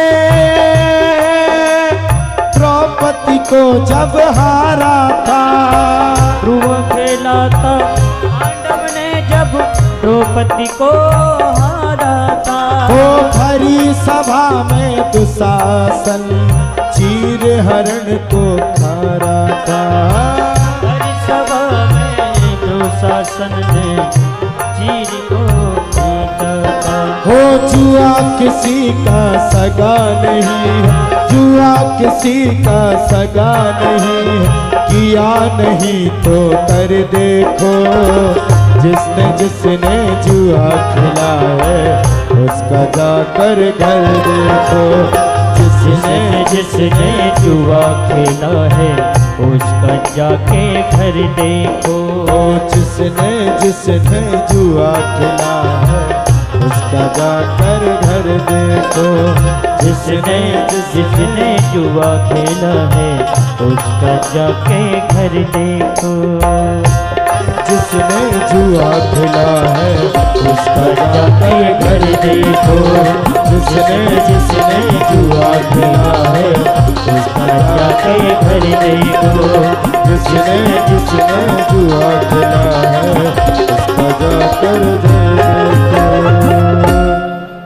जुआ किसी का सगा नहीं है, किया नहीं तो कर देखो, जिसने जिसने जुआ खेला है उसका जाकर घर देखो। बिल्कुल सत्य बात है, जुआ किसी का सगा नहीं, किया नहीं तो कर देखो, जिसने जिसने जुआ खेला है उसका जाकर के घर देखो। साहब ध्यान रखना, जुआ एक ऐसी बुरी लत है, जुआ एक ऐसी बुरी लत है कि देखो पांडव क्या नहीं कर सकते थे पांडव? हर परिस्थिति में पांडव लड़ने में सक्षम थे। अर्जुन की इतनी तेज गांडीव थी कि अर्जुन की गांडीव के आगे कोई भी नहीं टिक सकता था। फिर भी अर्जुन को भगवान के सामने नतमस्तक होना पड़ा। पूछो क्यों होना पड़ा? अर्जुन को भगवान के सामने इसलिए नतमस्तक होना पड़ा, दुर्योधन के सामने इसलिए नतमस्तक होना पड़ा क्योंकि अर्जुन अब कोई अर्जुन नहीं बचा था। अर्जुन के ऊपर दूसरों का अधिकार हो गया था। ध्यान रखना साहब, काम वही करो जो स्वयं खुल करके कर सको। काम वही करो जिसमें स्वयं की ताकत हो। किसी के बलबूते पर कोई काम ना करो। किसी के बलबूते पर अगर आप काम करोगे ना तो आप अपने जीवन में बर्बाद हो जाओगे। हमारे पास कई ऑफर आते हैं, दिन भर ऑफर आते हैं। कई लोग कहते हैं महाराज जी तुम्हें हम 1 करोड़ का महीना देंगे, तुम हमारे कहने पर भागवत करो। हम कहते भैया तुम्हारे कहने पर कैसे भागवत करें? कैसे होती है भागवत बताओ तो जरा। बोले महाराज जी तुम दरबार लगाओ, बस तुम तो दरबार लगाओ, भागवत करो, किसी से मतलब नहीं रखना, चिंता नहीं करो। 1 करोड़ हम तुम्हें देंगे, 10 करोड़ हम कमाएंगे। हमने पूछा, हमने कहा भैया 1 करोड़ कैसे मिलेगा, 10 करोड़ कहां से आएगा? बोले सुनो मैं बताता हूं। मैंने कहा कैसे? बोले हम 1-1 लाख की एक आदमी की पर्ची काटेंगे, फिर आपका दरबार चलेगा। हम सुनते रहे। अच्छा लोग बाग हमें सोचते हैं ये बच्चा है, लेकिन ध्यान रखना बम भी छोटा होता है। जब बम घलता है ना तो 2-4-10 गांव बैठ जाते हैं। हम बैठे बैठे सुन रहे थे। हम कहा चल भैया ठीक है, 1 करोड़ मेरे, 10 करोड़ तेरे, फिर क्या होगा? अरे बोले लोगों को खूब लूटेंगे, खूब लूटेंगे, खूब लूटेंगे। हमने कहा फिर क्या करेगा? फिर बोले हम लोग बिल्डिंग बनाएंगे। और हमने कहा हम क्या करेंगे? बोले तुम कथा करना। हम कहा चल ठीक है कथा की है, फिर क्या होगा? फिर बोले खूब पैसा कमा लेंगे। फिर हमने कहा, बोले और फिर क्या दिक्कत है? फिर क्या दिक्कत है? हमने कहा एक बात ध्यान रख, ये सिद्धि तेरे बाप की चीज नहीं है, ये सिद्धि तेरे बाप ने नहीं दी है, ये सिद्धि तेरे बाप के भी बाप महाबाप हनुमान जी महाराज की है। ध्यान रखना, तू कितना भी सोना कमा लेना, रावण ने तो इतनी बड़ी सोने की लंका बनाई थी, जब हनुमान जी महाराज ने पूंछ में पूरी लंका को जला दिया था, तो तू कितना भी पैसा कमा लेना, हनुमान जी महाराज तेरी ठटरी सी पार करके फेंक। धर्म आस्था का विषय है, धर्म मानने का विषय। कई लोग यहाँ पर चर्चा में आते हैं, हरदास जी महाराज के ऊपर प्रत्यारोप लगाते हैं। कई जन, आज तक मैंने ये बात नहीं कही, मुझे मतलब नहीं, मैं तो अपनी कथा करने आया, लेकिन मैं सुन सुन के जब थक गया। हरदास जी महाराज ये यज्ञ करता है, हरदास जी इनके ऊपर आरोप लगाते हैं, कमेटी के ऊपर आरोप लगाते हैं। कमेटी वाले लाखों रुपया कमा कमा के घर पे रख लिए। तुम्हारी ठटरी अगर तुम्हें इतना दिखता था कि लाखों रुपया कमेटी वाले कमा सकते हैं, लाखों रुपया हरदास जी कमा सकते हैं, तो तुमने अपना मुंह अब क्यों दिखाया जब पंडाल लग गया? अगर तुम्हें पता था कि इसमें लाखों रुपए की कमाई है तो पहले आ जाते, पहले आके खड़े हो जाते, फिर आकर के कथा करवा लेते। किसने तुम्हें रोका? किसने तुमसे कहा कि तुम कथा ना करवाओ? किसी ने रोका? अरे हरदास जी जैसा संत, ऐसा महंत, मैं कह रहा हूं व्यास गद्दी से, मुझे किसी का डर नहीं है। आप ये सोचते हो कि हरदास जी ने इन्हें बुलाया सो हम आए? ना ना, हरदास जी और हमारी एक घनिष्ठता है, हमें कथाओं की कोई कमी नहीं। अगर हम तुम्हें लिस्ट दिखा देंगे तो तुम पागल हो जाओगे। 2023 पूरी बुक है, 2024 जून तक बुक है, और अभी 2 महीना के बाद 2024 भी बुक हो जाएगी। मैं आपको बता रहा हूं, इतने बड़े संत जिसने सब कुछ किया, जिसने तुम्हारे साथ डोनेशन इकट्ठा किया, जिसने दिनों रात बेचारे ने जग जग करके तुम्हारे साथ अपना तन मन धन सब कुछ लगाया, लोगों के पास भीख सी मंगाई, गए तुम्हारे साथ कि नहीं गए? बड़े बड़े यजमानों के पास जा जा करके हाथ जोड़ जोड़ करके डोनेशन इकट्ठा किया। ऐसे राष्ट्रीय लेवल संत के ऊपर तुम आरोप लगाते हो, तुम्हें शर्म नहीं आती है? ऐसा संत हो पाना मुश्किल है। जिसने इतनी मेहनत की कि आज 3 दिन से बराबर असुस्त होकर के अपनी कुटिया पे पड़े हैं, बदौलत हरदास जी की जो आपके गांव में दरबार लग रहा है, बदौलत हरदास जी की। आपको विश्वास नहीं, आकर के देख लेना। ऑस्ट्रेलिया के पासपोर्ट हम सबके बन चुके थे, जाने की पूरी तैयारियां थी, टिकट तक हो चुके थे, लेकिन हरदास जी ने कहा महाराज जी आपको हमारी लाज रखना है। हमने गांव वालों को प्रण दिया है, हमने गांव वालों को वादा दिया, एक बार आप हमारे कहने पे आ जाओ। बताओ, जिस व्यक्ति ने इतना दिन और रात मेहनत की, जिस व्यक्ति ने इतना सबको तुम सबके लिए जोड़ जाड़ करके इकट्ठा किया, तुम्हें शर्म नहीं आती, तुम्हें लज्जा नहीं आती? ऐसे संत के ऊपर तुम आरोप लगाते हो। अरे तुम्हारी जिह्वा क्यों काली नहीं पड़ जाती है? तुम कहते हो हरदास जी लाखों रुपए का घोटाला कर रहे हैं। अच्छा बताओ, लाखों रुपए किस किसने दिए यहां पे? एक बात ध्यान रखना, हरदास जी यहां घोटाला कर लेंगे, यहां की अदालत से बच जाएंगे, लेकिन वो भी संत हैं, ऊपर की अदालत से नहीं बचेंगे। वो सब जानते हैं, वो संत हैं। संत कभी किसी के प्रति गलत नहीं सोचता है। अगर उसको पैसा ही कमाना होता है अगर संत को, तो सन्यास धारण क्यों करता? संत को पैसा क्या चाहिए? अरे हम तो कहते तुम में ताकत है, तो अभी हम गारंटी दे रहे, तुम जोड़ लो करोड़ों, और हरदास जी के पास अभी कुछ नहीं है। वो जाओ, जाकर के उनकी कुटिया में प्रवेश करना। अगर तुम 20 करोड़ भी मांगोगे ना, तो 20 करोड़ गिट्टी की गिट्टी बन करके आ जाएंगी, तुम्हें पता भी नहीं चलेगा।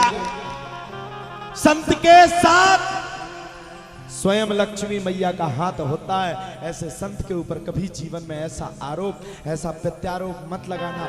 हरदास जी बिल्कुल सही संत थे, सही संत हैं, और तुम्हारे गांव को जो तार रहे हैं, इनसे बड़ा संत कोई नहीं हो सकता है।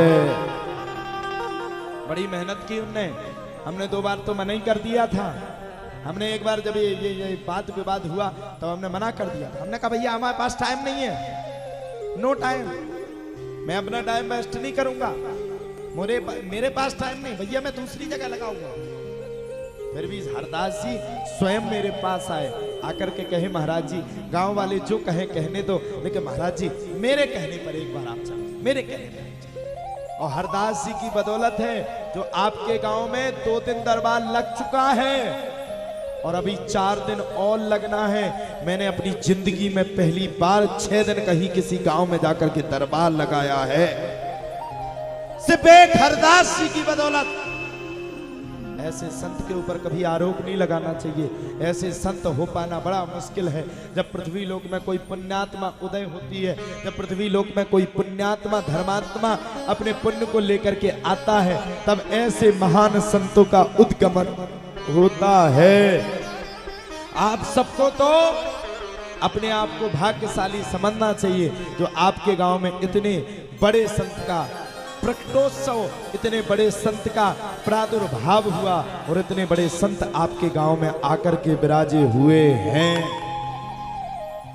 बजाओ ताली, तेजी से बजाओ, दरबार नहीं लगेगा। हरदास जी के लिए और तेज बजाओ। सब लोग हाथ जोड़ो, हाथ जोड़ो, भगवान से प्रार्थना करो, कहो हे प्रभु हमारे महंत जी जल्द से जल्द स्वस्थ होकर के हम सबके बीच में पधार जावे।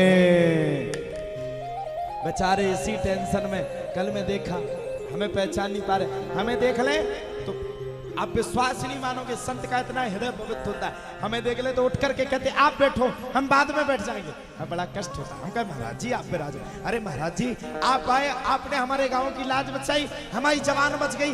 कल उन्हें आंख से दिख नहीं रहा था, नेत्र से दिख नहीं रहा था। कुछ धूर्त लोग कह रहे थे, मैंने स्वयं सुना, कुछ धूर्त लोग कह रहे थे हरदास जी ने करोड़ों रुपया खा लिए इसलिए उनकी आंख से नहीं दिख रहा है। अरे नक्कटा, तुमने सब कुछ बर्बाद किया, उनका बीपी तुमने हाई किया, जिसके कारण उनके दिल में कष्ट हुआ। जिसने आज तक 1 रुपया किसी के कहने पर भी नहीं खाया, अगर उसके ऊपर आरोप लगाओगे तो उसकी आत्मा रोएगी कि नहीं रोएगी, कष्ट होगा कि नहीं होगा। मैं तो कहता हूं ऐसा संत होना नहीं, हो पाना भी बड़ा मुश्किल है। इसीलिए भैया किसी पर आरोप लगाओ तो 50 बार सोच समझ करके आरोप लगाओ, 50 बार सोचो, 50 बार समझो। हमने तो कमेटी वालों से भी कहा था, हमने कहा भैया अभी ये पहला दिन है, रुक जाओ, ठहर जाओ तुम, जब भंडारा हो जाएगा तो गांव में एक ही चर्चा होगी, कमेटी वालों ने इतनी इतनी बुनी खा ली, एक एक टीन ले गए छिपा छिपा के। और सुनो साहब, ये जनता है। जब राम गए थे वनवास तो भरत के ऊपर आरोप लगा दिया था, और जब राम लौट करके अपने अयोध्या में रहने लगे थे तो सीता के ऊपर आरोप लगा दिया था। ये जनता अपने बाप की मीत नहीं है। ये सांप कब कैसा रुख बदल ले कोई पता नहीं, इसका कोई पता। तो धीरे धीरे करके आज की कथा, क्योंकि ज्यादा लेट है तो कथा आज ज्यादा नहीं कर पाएंगे, क्योंकि फिर सायंकालीन के समय भाव आप सबके पूर्ण हो जाएंगे, इसलिए शॉर्ट में सुनिए। विदुर जी महाराज ने जब इतना सब कुछ किया, तब इतना सब कुछ करने के तत्पश्चात ही धीरे धीरे धीरे धीरे करके कथा और आगे बढ़ी। कथा आगे बढ़ने के बाद बार बार द्रौपदी के वस्त्र हरण करने की परीक्षा लेने लगी। द्रौपदी ने सबसे कहा, द्रौपदी ने कहा मेरे वस्त्र हरण मत करो, मुझे बचाओ, मुझे बचाओ, मुझे बचाओ। तब किसी ने भी द्रौपदी की रक्षा नहीं की, किसी ने भी द्रौपदी के प्राणों की रक्षा नहीं की। तब द्रौपदी ने गा दिया, मेरा कोई ना सहारा बिन तेरे गोपाल संवरिया मेरे। ओ मेरा कोई न सहारा बिन तेरे गोपाल मुरलिया। हरिया जाओ, हरिया जाओ, हरिया जाओ, हरिया जाओ। मेरा कोई ना, अरे हाँ हाँ, मेरा कोई ना सहारा बिन तेरे गोपाल संवरिया मेरे। ओ मेरा कोई न सहारा बिन तेरे गोपाल मेरे। हरि आहा जाओ, हरि आ जाओ, ओ हरिया जाओ, हरिया जाओ, हरि आ जाओ, हरि आ जाओ, ओ हरिया जाओ, हरिया जाओ। अब कोई ना, अब कोई ना सहारा बिन तेरे गोपाल संवरिया मेरे। मेरा कोई न सहारा बिन तेरे गोपाल संवरिया मेरे।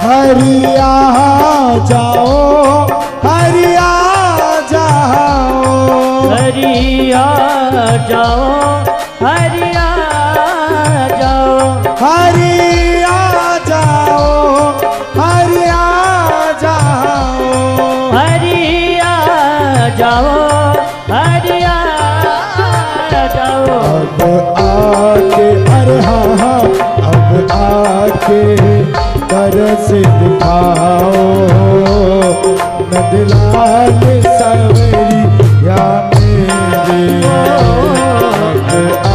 आके तरस दिखाओ गोपाल सवरिया मेरे। हाथ खड़े करिए, एक हाथ खड़े करिए सब लोग, सब करिए।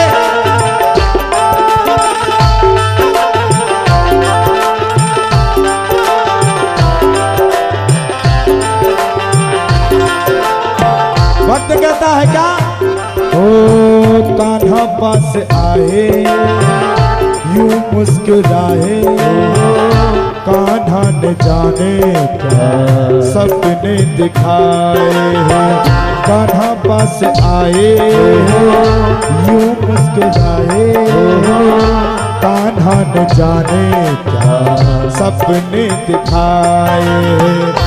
अब तो मेरा दिल कान्हा कान्हा कहता है क्या करूँ हाय कान्हा दिल में रहता है क्या करूँ हाय कान्हा दिल में रहता है।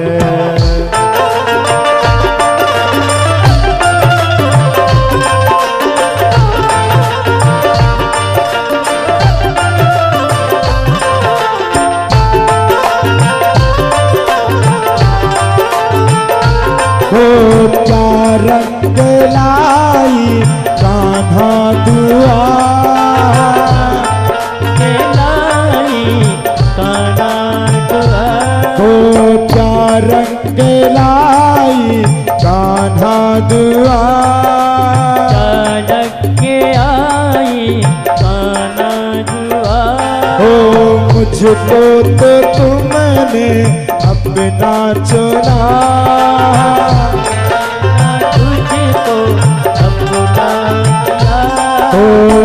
कान्हा पास आए यूं मुस्कुराए कान्हा ने जाने सपने दिखाए। गाइए सब लोग हमारे साथ गाइए। हो कान्हा पास आए यूं मुस्कुराए कान्हा ने जाने क्या सपने दिखाए। कान्हा पास आए यूं मुस्कुराए कान्हा ने जाने क्या सपने दिखाए। अब तो मेरा दिल कान्हा कान्हा कहता है क्या करूँ हाय कान्हा दिल में रहता है कान्हा दिल में रहता है।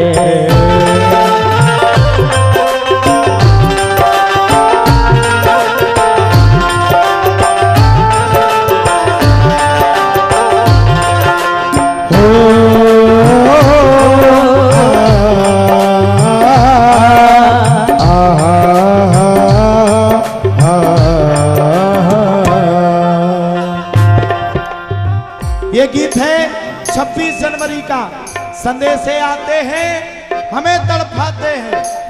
वो जवान जब भारत की सीमा पे जाकर के बैठता है, जब उसकी माँ का संदेश आता है तब बड़ा विचलित होता है।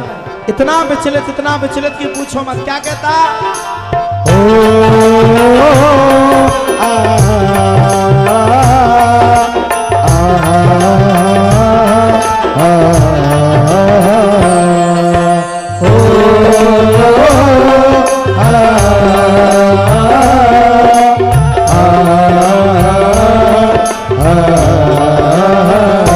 सभी से आते हैं आते हैं चिट्ठी आती है पूछे जाती है कि घर कब आओगे कि घर कब आओगे देखो कब आओगे कि तुमने घर सोना सोना है।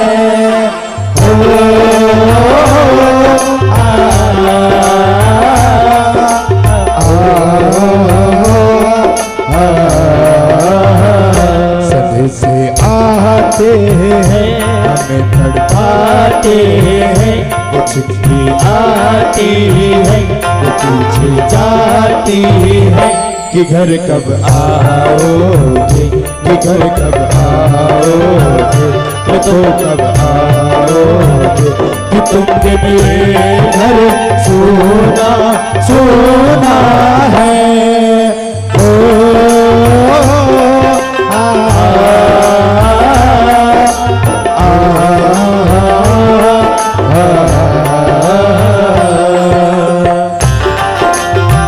बोलो भारत माता की।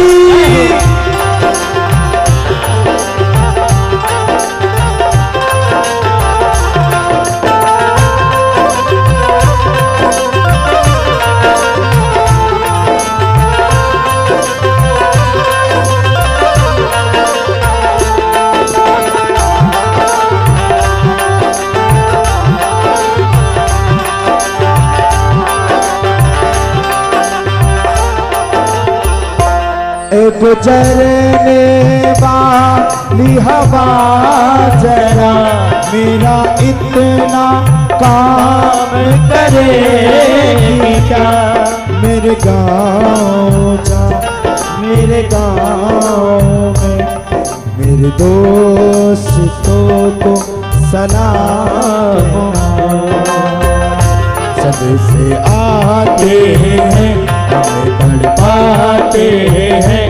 चिट्ठी आती है, वो पूछे जाती है कि घर कब आओगे, कि घर कब आओगे, कि तुमने घर सोना सोना है।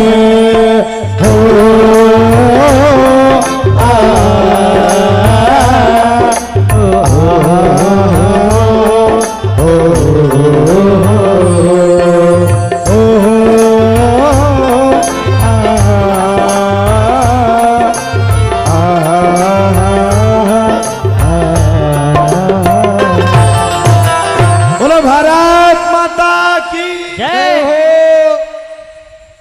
देखो कथा कहाँ चल रही थी, भाव ने कथा कहाँ पहुंचा दी। संदेश से आते हैं, हमें तड़पाते हैं। वो चिट्ठी आती है, वो पूछे जाती है कि घर कब आओगे, कि घर कब आओगे, कि तुम बिन ये घर सूना सूना है। हो आ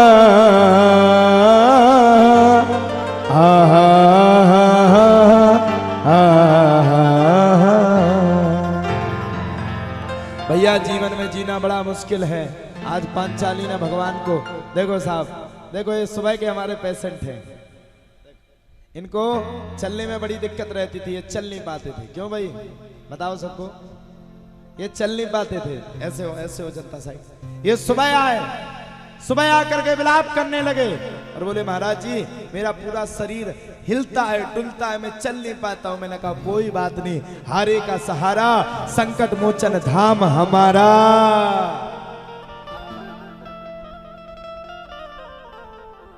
बिल्कुल फर्क है। वाह वाह, बताइए जनता को। सुबह 1-1.5 घंटे तुम्हारा फर्क पड़ गया। वाह, उनको बात वापस हो गयो, मतलब सुबह 1-1.5 घंटों फर्क पड़ गयो। वाह, उनके बाद में प्याज खा रहे हो अभी की बंद है? खा रहे हो? उस पे बताओ, माइक पे बताओ, माइक पे बताओ, प्याज खा रहे हो कि नहीं? प्याज तो खाता हूँ सर। प्याज भी खाना है, फर्क पूरा चाहिए। भगवान से बात करूंगा, डायरेक्ट आके तुमसे बात करेंगे। फिर भी इन्हें 50% फर्क मिला। आज एक बार जोरदार ताली हमारे भक्त के लिए। ये सुबह बड़े परेशान थे, भगवान ने आज इनकी सुन ली और भगवान की कृपा से ये स्वस्थ शरीर को लेकर के पूर्णता की ओर गए। धीरे धीरे करके कथा आगे बढ़ी। कथा आगे बढ़ने के बाद पांचाली के वस्त्र हरण करने की कोशिश पांडवों ने की, कौरवों ने की। और जब कौरवों ने पांचाली के वस्त्र हरण करने की कोशिश की, तब तो साहब भगवान ने पांचाली की रक्षा की, इतनी रक्षा इतनी रक्षा इतनी रक्षा की पूछो मत। खूब रक्षा पांचाली की करी। जब भगवान ने पांचाली की खूब रक्षा की तब भगवान की कृपा से पांचाली का वस्त्र हरण रुक गया। वही महाभारत की प्रक्रिया हो गई। भगवान भी बाद में कौरवों को समझाने गए। भगवान ने बार बार समझाने का प्रयास किया, लेकिन कौरव पक्ष ने किसी की बात को नहीं माना। अनंत तो गत्वा भगवान को स्वयं बंदी बनाने के लिए कौरव पक्ष चल पड़ा। और जब भगवान को स्वयं बंदी बनाने के लिए कौरव पक्ष चल पड़ा तब भगवान ने कौरवों का डट करके सामना किया। खूब लड़ाई लड़ी, खूब लड़ाई लड़ी, खूब लड़ाई लड़ने के तत्पश्चात ही धीरे धीरे धीरे करके अनंत तो गत्वा जब पूरी कथा अपनी संपूर्णता की ओर आए, जब प्रभु बिल्कुल ही परेशान हो गए, तब प्रभु ने महाभारत जैसे महान युद्ध का उद्घाटन किया। महाभारत जैसा महान युद्ध हुआ। अंत में 99 कौरव धराशायी हो गए और अब बचा था दुर्योधन। दुर्योधन को भगवान ने हर जगह पर खोजा। अंत में जब दुर्योधन पकड़ा गया तब भगवान ने दुर्योधन को पकड़ करके की हुई प्रतिज्ञा भीम की पूर्ण कर दी और दुर्योधन के प्राण पखेरु उड़ने लगे। जैसे ही भैया दुर्योधन के प्राण पखेरु उड़ने लगे, इतने में अश्वत्थामा आ गए। अश्वत्थामा बलर्व्यासो हनुमानश्चा विभीषणा कृपा परशुरामश्चा सप्तेते चिरजीवनः। अश्वत्थामा आ गए। वहां पर दुर्योधन बड़ा विलाप किए, बड़ा रोए, बड़ा रोए, इतना रोए, इतना रोए, इतना रोए कि पूछो मत। बहुत रोए, बहुत रोए, बहुत रोए। दुर्योधन ने कहा मुझे अपने मरने का कोई भी गम नहीं। मैं ये नहीं चाहता कि मैं मरूं और मैं ये भी नहीं चाहता कि मैं ना मरूं। मैं मर भी जाऊं तो मुझे अपने मरने का कोई गम नहीं। लेकिन बोले मुझे गम है तो इस बात का है कि मेरे 99 के 99 भाई आज इस भूमि पर धराशायी हो गए, लेकिन पांडव पक्ष से कोई भी नहीं मारा गया। मैं बड़ा दुखी हूं। तब तो अश्वत्थामा ने कहा, बोले सुनो महाराज दुर्योधन, इसमें भी गलती तुम्हारी है। अगर तुम्हारी गलती ना होती तो मैं भी कुछ ना कहता। तब इतने वचनों को सुना तब तो दुर्योधन ने पूछा मेरी क्या गलती है? बोले तुमने सबको सेना का अध्यक्ष बनाया, लेकिन आज तक मुझे सेना का अध्यक्ष नहीं बनाया। आहा हा हा। इतने वचनों को जैसे ही सुना वैसे दुर्योधन ने साहब नीचे कुरुक्षेत्र की उस मिट्टी को उठा करके इतनी सी बात पर अश्वत्थामा का तिलक कर दिया। बोले जाओ आज से तुम ही मेरे सेना के नायक होगे। चल पड़ा अश्वत्थामा। आहा हा। जब अश्वत्थामा चल पड़ा तब तो भैया पूछो मत। अश्वत्थामा चल पड़ा, भगवान को इधर पता चल गया कि अश्वत्थामा आज भगवान को यानी कि पांडवों को मारने के लिए आ रहा है। सो भगवान ने आज कुरुक्षेत्र से पांडवों को पकड़ करके कुरुक्षेत्र की नदी में ले गए। अब पांडवों के पुत्र पांडव जैसे दिखते थे।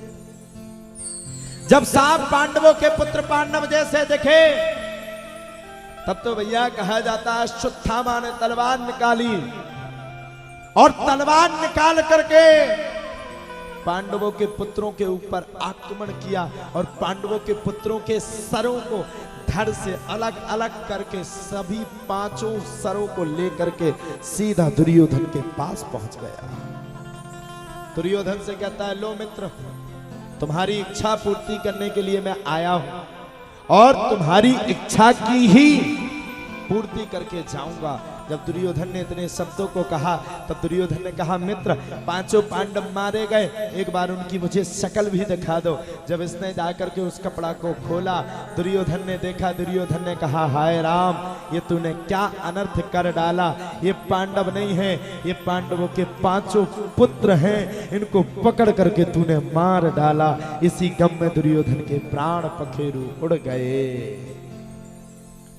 सुबह होने के बाद माता पांचाली का यह नियम था कि माता पांचाली सवेरे सवेरे अपने पुत्रों को बुलाती थी और अपने पुत्रों को बुला करके बड़े प्रेम के साथ साथ प्रसादी पवाती थी, बड़े प्रेम के साथ। जब माता पांचाली अपने पुत्रों को बुला करके बड़े प्रेम के साथ प्रसादी पकवाने के लिए निकली, तब तो माता ने कहा आज मेरे पुत्रों को क्या हो गया? आज मेरे पुत्र तो सुबह भी हो गई, इतना दिन भी चढ़ गया, आज तो मेरे पांचों के 5 पुत्र कहीं नहीं आए। कहाँ है? जाओ दासी देख करके आओ, इतना गहरे क्यों सो रहे हैं?